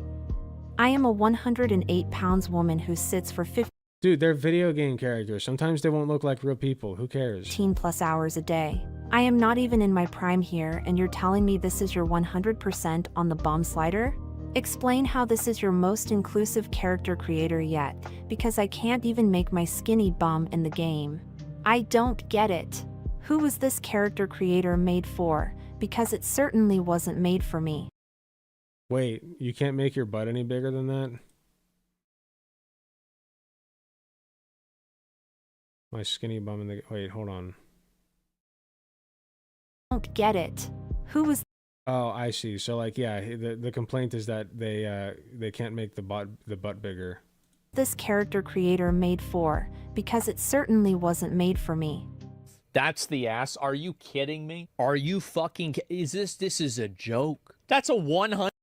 I mean, I don't know, like, I don't care that much. It's the character creator, okay? This isn't even the real game yet. 100? No, it's not. Apparently, the global population has no butt. Yeah, they included Roach and Mold Man himself. And everyone has A-cup boobs. And I'm not sure how that's inclusive, but it seems like someone at BioWare is offended by natural anatomy. But at least you can select pronouns and have top surgery scars now. You can have, this is the new Dragon Age game. I'm not opposed to having a slider with bigger butts and boobs. I'm not opposed to that. It's just like a weird thing to complain. Like, it's a weird thing to make an entire segment of a YouTube video about. You know, that's like one of those things that's like, oh, that's weird. I can't make the butt any bigger. Oh well. Like, it's just like, get over it. Like, just play the fucking game. Play the game. Who cares? Game. You can have top surgery scars turned on. Great. Who cannot cares? imagine. Literally, who gives a fuck? Guess what? You can also have them turned off. Keep them turned off. Just keep them turned off. Compromise. We will make the butt slider bigger. Okay? Bigger butt slider, but you also get transgender scars. Okay? There you go. There you go. Perfect. Anything more intellectually devoid and creatively Inclusivity. bankrupt than this. This is a fantasy world, and the only way to remove a person's breasts are the exact same way. Oh, that yeah, we that's his concern. That's his concern, is that it's not realistic to a fantasy setting. I'm sure that's the reason that you're upset about these scars being allowed. Like, nobody's ever complained about a fucking scar on a fantasy character, except in this specific circumstance. Oh, well, you're telling me there's not an easier way? But you can get scars, apparently. Like, I don't know, like, there's scars. Let them be. have in real life. This is crazy. Oh, why didn't they just use magic to get rid of the scar? I don't fucking know. It looks cool. That's why. Absolutely fucking insane. Why the fuck would you need top surgery scars in a game that has fucking magic? This is a world where people Maybe are the able magic to doesn't change work into like that. other Who gives a animals, shit? But somehow you can't change into the other gender. This is Oh. the most... Man, that is a that is a jawline right there, I must say. surface level, basic, completely devoid of any creativity, a way to virtue signal that you care about trans people. Despite what games... But some people just have top surgery scars. Like, we've had scar selectors in character creator screens since forever. Yeah, you can just give your character scars. Now there's just a new scar option. Okay, great. What's wrong? What's the problem? I don't understand the problem. Who cares? Who cares? Let it be. Journalists and fence-sitting YouTubers might tell you, influence from companies like Sweet Baby Inc. are easy to spot from a mile away, and they're extremely off-putting. Games with woke character design are so painfully obvious, and again, what games journalists will never admit is that character design matters in games. Nobody would want to play as Geralt of Rivia if you looked like this. And I don't know, I think that'd be kind of fun. Big boy. Nobody would want to play as... Why did he specifically pick these like fetish Nobody pictures? would want to... like he commissioned these, right? Like, it looks like he fucking commissioned it, and it looks like it's supposed to be sexy. Big donut boy. Play as Geralt of Rivia if you looked I would like totally this. play that. And nobody would want to play as Lara Croft if she looked like this. But like, maybe they would. Who cares? Who gives a shit? Like, it's fine. It's fine. Let fat people exist. Who cares? You'd never catch anyone cosplaying. Like, again, he is complaining about the fact that she's fat. Like, who gives a fuck, man? It's not that she's fat that's the problem. Like, it's because her outfit looks like dog shit. I'm judging her for her sense of style. It's a little shitty, okay? It looks goofy. It looks like you're trying to be like a cosplay Halo character, but you ran out of money. That's what it looks like. It's a garbage costume. I'll agree with you, but it's not because she's fat. Like, there's fat characters in Overwatch, isn't there? There's fat characters in that. It's fine. Some people are fat. Who cares? Get over it. As a Concord character, or making fan art of a Concord character, unless it's people trying to improve the character design because the originals were that bad. But for some reason, people can't get enough of Overwatch characters.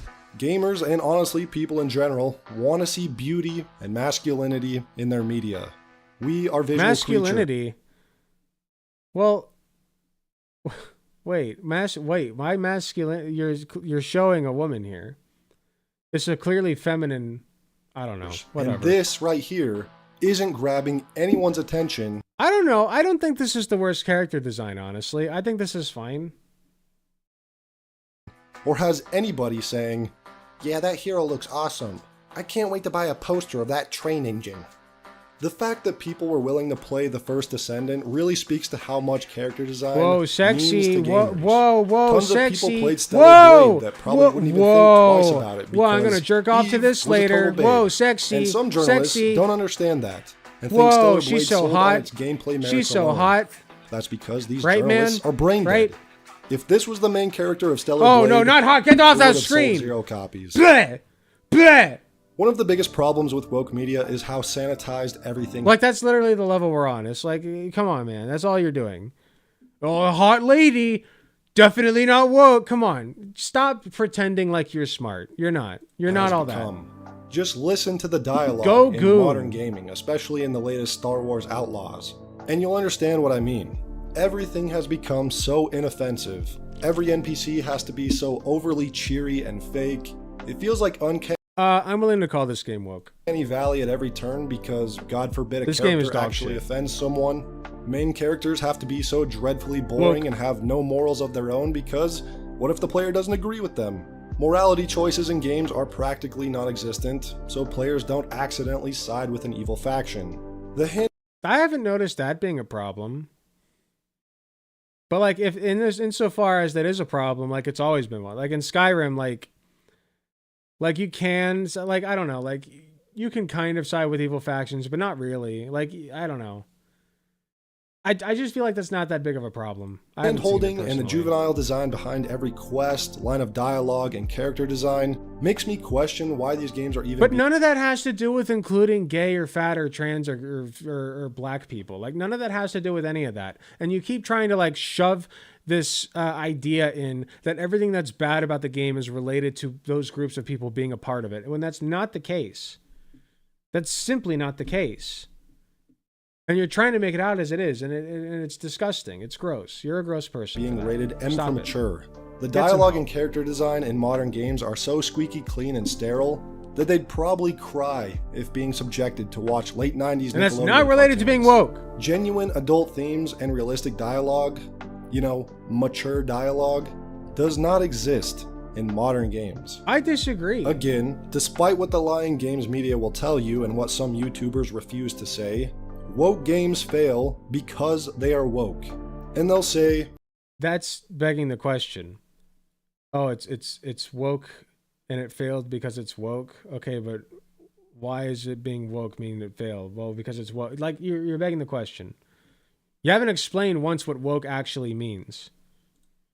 what does woke even mean? Isn't Oh, here we Baldur's go. Gate Okay, never 3 mind. woke? Isn't Elden Ring woke? Oh, so a female protagonist makes a game woke? No, it doesn't. And these people shouldn't be taken seriously. They aren't trying to engage in good faith. Obviously, a game with a female protagonist doesn't make it automatically woke. Okay, A game with a then black explain what protagonist doesn't make a game woke. We've explained now what woke is not. Now explain what it is. A gay character in a game doesn't make a game woke. But somehow, we're all able to tell the difference between a naturally diverse game and one that is clearly propaganda. Yeah, somehow we can tell the difference. It's just like oh wow, this one's woke, but this one's not. That's crazy, right? That's incredible. Yeah, I want to ask this guy genuinely: does he think that it's woke to have a gay pride flag in the background of a game? Do you think that's woke? And if the answer is yes, I would love to know why. Because there have literally been mods made to mod gay flags out of games, and I would genuinely like to know how that made that game better.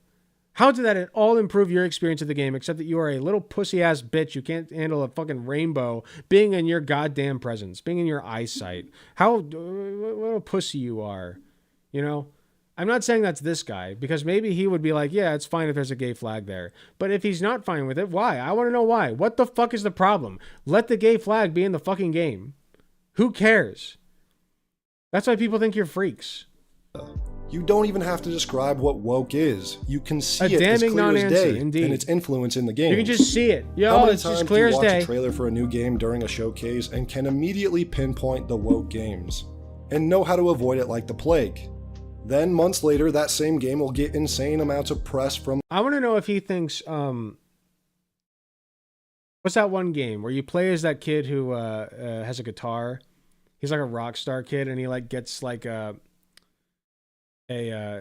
gets something like stuck in his heart, and his heart like beats, and you have to like Vosh played it. I'm trying to remember it. Like his heart beats, and it's like a rhythm game. Hi-Fi Rush. I want to know if he thinks Hi-Fi Rush is woke, because Hi-Fi Rush was well received. And I'm sorry, but if any game is woke, that like bleeds wokeness, okay? Like that game is like It's got the big girls and the twinks and like, dude, that game had all the woke shit. Okay, so if that game wasn't woke, why not? Like, how can you immediately detect the wokeness? What are you talking about in that case? I feel like I'm tapping into my right wing side, right, from when I was younger, and it's telling me that Hi-Fi Rush would absolutely be considered a woke game. Yeah, and that diversity was in fact to its benefit. Yes, I agree. Some gaming news outlets, but come time for the release, it majorly flops. People can see it, they can sniff it out and avoid it. You take one look at some of these studios Here we go. and know immediately See, it's that the rainbow. whatever it is they're cooking should never be served. Yeah, you take one look at a person, you're like, oh, woke, because you see that they have haircut a certain way that you don't like, wearing a rainbow shirt, and you just immediately assume that they're bad at their job. That's called being a bigot. You're judging people based on their looks. You just know something Fuck is you. off with their games, because it's not natural. It feels very forced. It feels like there's money behind it to push an agenda. See, we're intimately because there tying these is. together. BlackRock and Vanguard and here similar we go. companies are behind almost all of these major flops because they're more concerned with pushing propaganda than making a profit. Dude, this is literal conspiracy baiting. What the fuck? He's just conspiracy posting. He's like, oh, BlackRock, and they're trying to make you gay. They're trying to push the gay. Fantastic. Have more money than God and God's banker. They are instead focusing on changing the minds of gamers with these projects. But to what and end? Thank God gamers are resisting it. So wait, what's their propaganda goal? Like, what are they trying to do? If they were really trying to propagandize, you'd think they'd make better games, right? They would just make better games. Like Call of Duty, propaganda. That is pro-America propaganda, okay? Abso-fucking-lutely it is. And you'd be stupid to think that it's not, all right? But we're fine with that one for some reason. What's the propaganda here? That gay people are allowed in everyday society, that a rainbow flag isn't going to kill you? That's fine. I'm fine with that propaganda. That's fine. And seeing through their bullshit. People can tell when they're being fed inauthentic products. When the diversity of characters isn't done in a way that feels natural. When there's a race and gender swapping. We just know somehow it's just magical. When the developers' Twitter pages we just are know full of hating white male gamers. Here we go. Or still for some hating white male gamers. Dude, there's when's the last time that you saw a white male in a game played as a white male? The white male gamer is constantly being attacked. Oh, boo-hoo, woe's me. Dude, shut the fuck up, okay? I'm a white male and I'm fine. I'm doing fine. Well, this is your problem. This is the problems that you have in your life that you bitch about on your YouTube channel. Fuck off. Who cares? Who cares about your plight as a white male gamer? Who gives a fuck, dude? I'll wipe my ass having a with hard it. time figuring Fuck out you. what woke is. Let me spell it out for you. Okay. Woke people are those who are engrossed by social justice and think of themselves as saviors with moral high ground. Obsessed That explained nothing. Perfect, thank you. with preaching their ideology, yet they will always remain willfully ignorant to the irrationality of their claims and the problems they create. What has been irrational about my claims? I'd love to know. You can debate me today. I forget your name. November Hotel, hit me up. What's been irrational about my claims? I'd love to know. I'd love to know. If you happen to see this, let me know. They want to desperately change norms and facts in order to cater to whatever the latest propaganda requires, and continue to But to what perpetuate end? mental illnesses as something to aspire to. Mental illness is like what? We've been doing pretty good, lads. When did mental illness come into this? Like that was the first time that's been brought up. When did mental illness come into this? That's the very first time that this has been brought up. Oh, BlackRock is trying to like goad us into mental illnesses. Like what? These are the problems that you are bringing to my table. I think not. Every time we don't buy one of their propaganda slop games, we move a little bit closer to getting back to reality and reclaiming the games industry.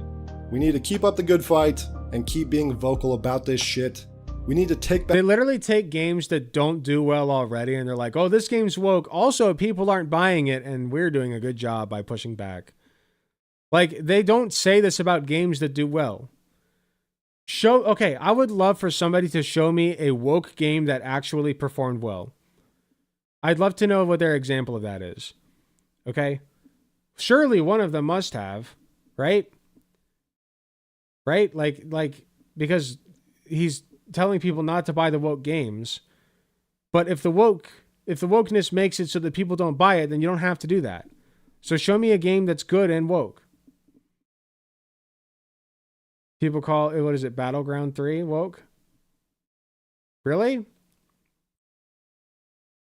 I mean, I wonder if he would. Back the industry from these propagandists funded by trillion-dollar companies. And now I do wonder, who owns these companies? And what do they all have in common? Is he doing the Jewish question? Wait, he is. He just Jew posted. He just did a Jewish question post. These companies.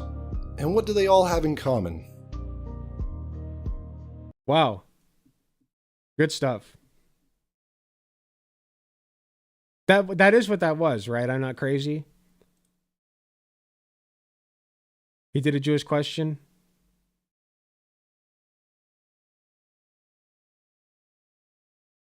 You will eat the bugs.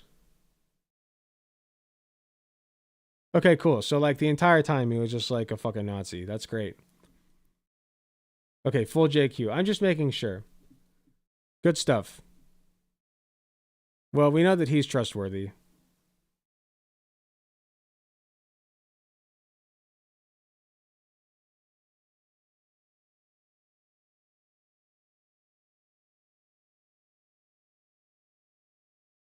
Wasn't that German guy? I don't think he's Jewish. It's always Soros. Was that George Soros? I don't know who these people were.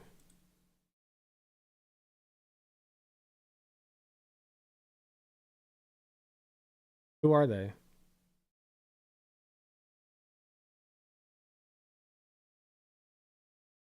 I'm a normal person, so I don't know who they are.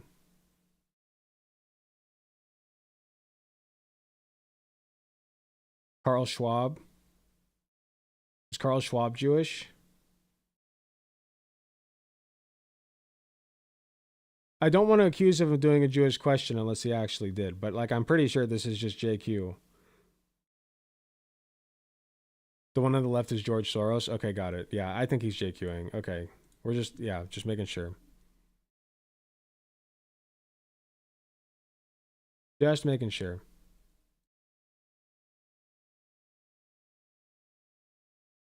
JQ rhetoric, yeah. Yeah, it's not great out there, guys. It's not great out there, guys. Twitter's a fuck. Ugh. I gotta be honest, guys. I have not been feeling good about the political landscape lately. Like, I try to keep my hopes high, but my expectations lately have been in the shitter. He waited till the very end of the video to JQ. Very clever. Very clever. The Jews to a Nazi is anyone they say is Jewish, regardless of religion or culture. Yeah, it's kind of like how you can say anything that you don't like is gay. You can just call somebody gay because they like want to wear a fucking dress or something, and then throw them in a camp. That's how the Nazis operated. Or woke. Did you see Tucker Carlson's parenting rant? I did. It was bizarre. What a sad, strange little man. You are a sad, strange little man. I don't know who's going to win the election, honestly.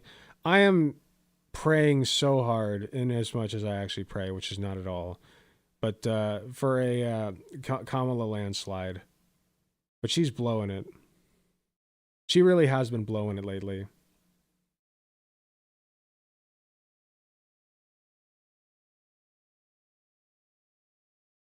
That's why woke has no definition, literally, so anyone can be labeled as woke. Dems do, in fact, love to lose.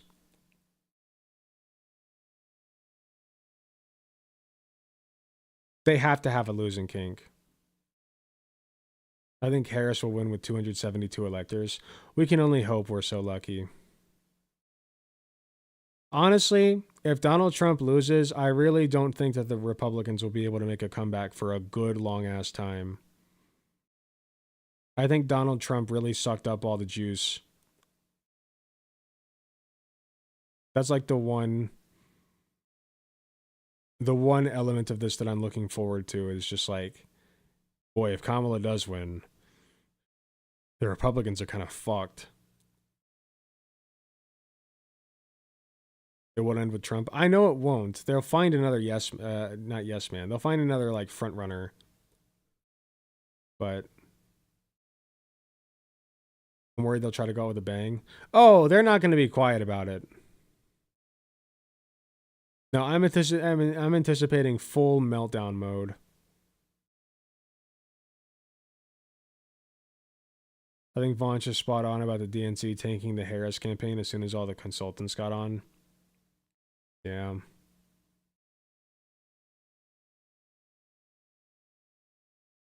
They'll do Ron DeSantis again. I don't think that Ron DeSantis has the juice. I don't think that he's got what it takes.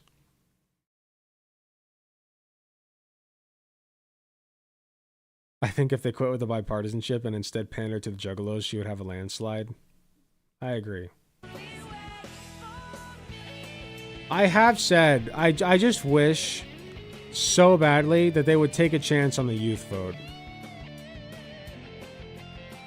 That they would just shoot their shot. You know what I mean? Like, really go out there and advocate for the stuff that the youth wants. You know? Things like climate change initiatives, free healthcare, free housing, fucking debt relief from their colleges, like taxing the billionaires, like all this shit that, you know, not even Bernie went this far, you know? I just really wish that there would be like one person to do it. Just one. Just like really go out there for it. And I feel like that would work. I feel like that would work. But I almost feel like they don't want that to work. I'm new and love your content. How are you doing? You're being parasocial right now. I don't know if you knew that. Sorry. It's a joke from earlier. We're talking about being parasocial. I'm doing all right.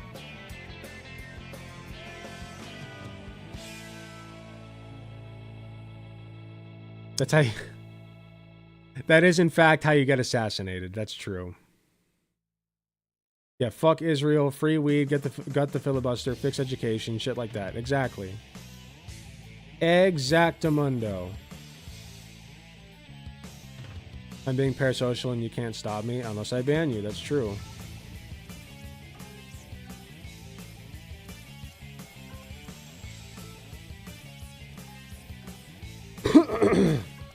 Another issue is funding.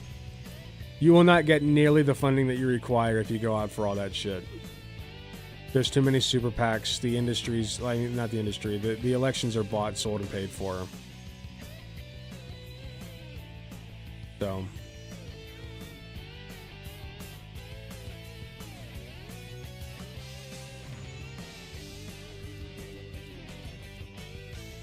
I'm a patron, so please don't. Okay. Did you see the Charlie Kirk debate where he got silenced by a trans man on the topic of abortion?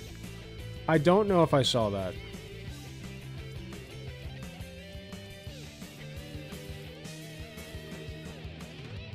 I'm tired.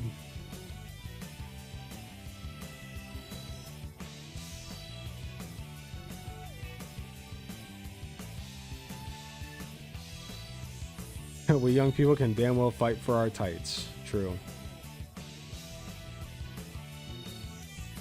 Yeah, I thought that was Ben Shapiro as well.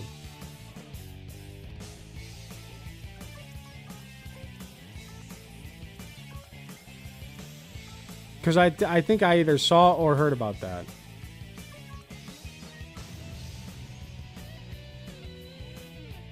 Yeah, I think I saw that. What's the Ohio time? It is 8:49 p.m.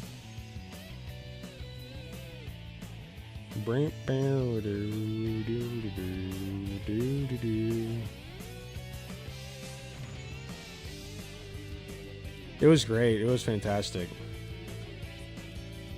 Hello from Michigan. Hello. Oh, Jubilee emailed me. They're doing a thing in Michigan now with the Surrounded. Hey, baby girl. Hi. Look who has joined us.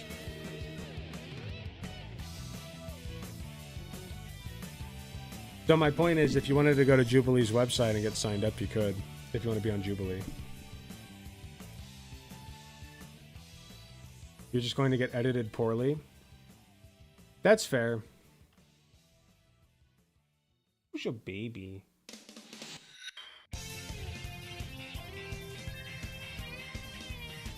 Here it is.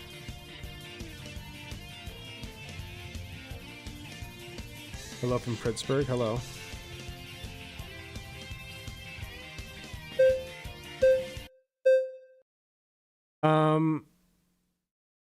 Oh wait, I don't think that I saw this actually, but I will say that I'm a little bit nervous about covering Jubilee stuff because they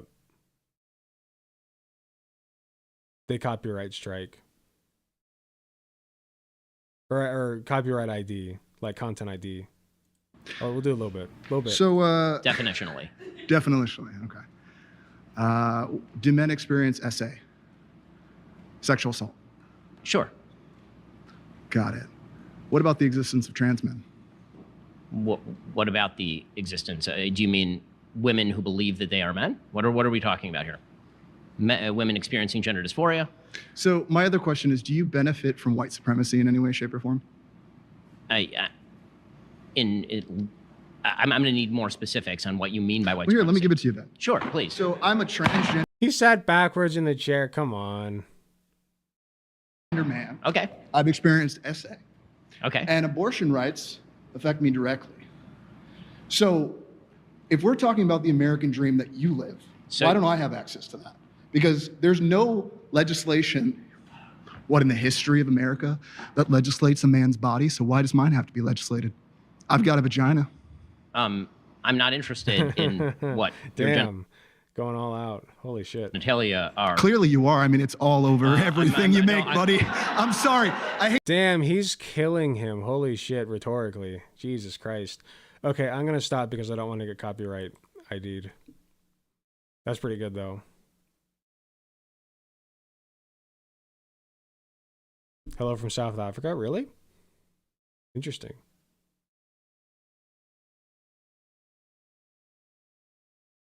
Hello from All C. Bro got Giga slaughtered. I agree.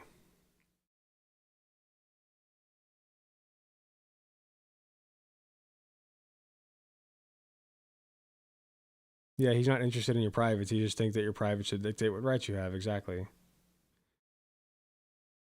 You're going to just mute it and watch the rest real quick? No, I'm not going to do that. Not on stream.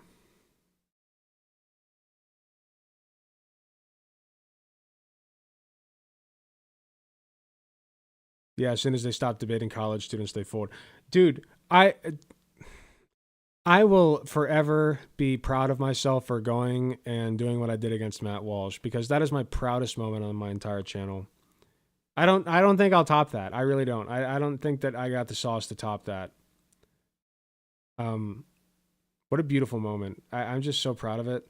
And I'm a little bit sad that I don't think I'll be able to top it.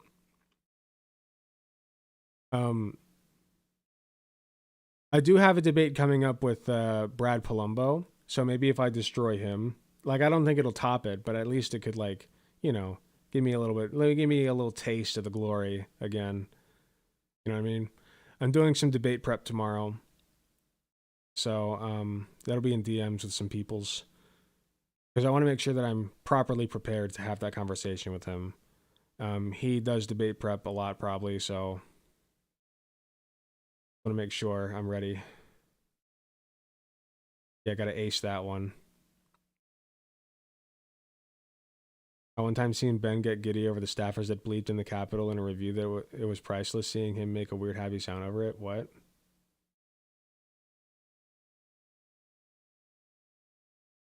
You cooked with Matt? Thank you. I think so too. Are you doing any debates this stream, or did you already do that? I already did that, and it was like kind of a debate, but it was like, it was all right. It was like a minor disagreement. Both you and Shark cooked his ass. I agree. Most people think Shark went first. I actually went first.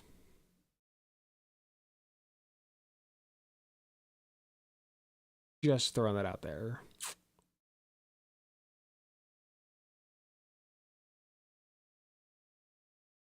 Matt couldn't handle your real beard. I had a mustache.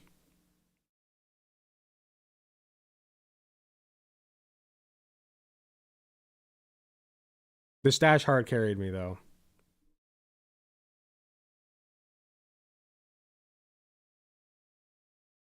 My favorite part of that whole thing was that I went to some of the YouTube video comments, because I was like for days, I was like, oh my God, I got to see what people are saying about this. I got to see what people are saying about this. Oh my God, oh my God, oh my God, that was awesome. So I'm like looking at comments, and I saw comments on like the original video and also on people's reactions to it who covered me. And there were people who were like fans of Matt Walsh, but they were like, I don't know, man. I like most of what Matt Walsh has to say, but I don't agree with his position on this. I just can't get on board with no abortions in the case of that situation. Good night, Lady Nova. So that was my favorite part of the whole thing, is just seeing that.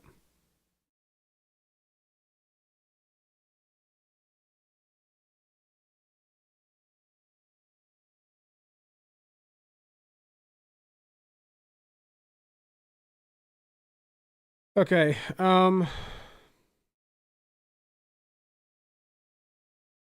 Lady Nova might have it right. I think I'm going to call it. I think I'm calling it. We had a good stream. I think it's time.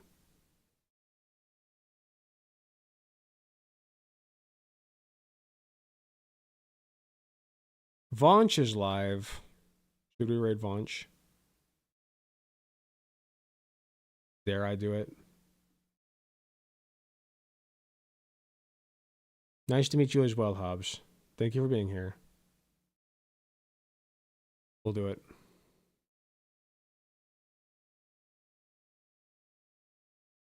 I don't think I'll be able to do a direct raid on YouTube, but I'll at least be able to host him.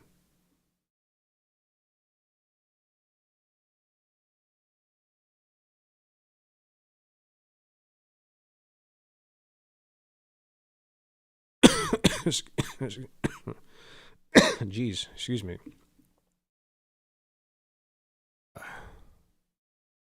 Redirect. I can. Okay, let's go. Okay, it should redirect automatically. Okay. Thank you guys so very much for being here. I love you all. I will have enjoyed the stream. I will have a great night, a great weekend. I'll not be back until Tuesday. I had a fun time. Hope you all enjoyed.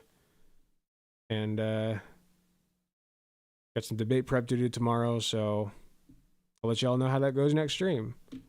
Take care, everybody. Have a good night.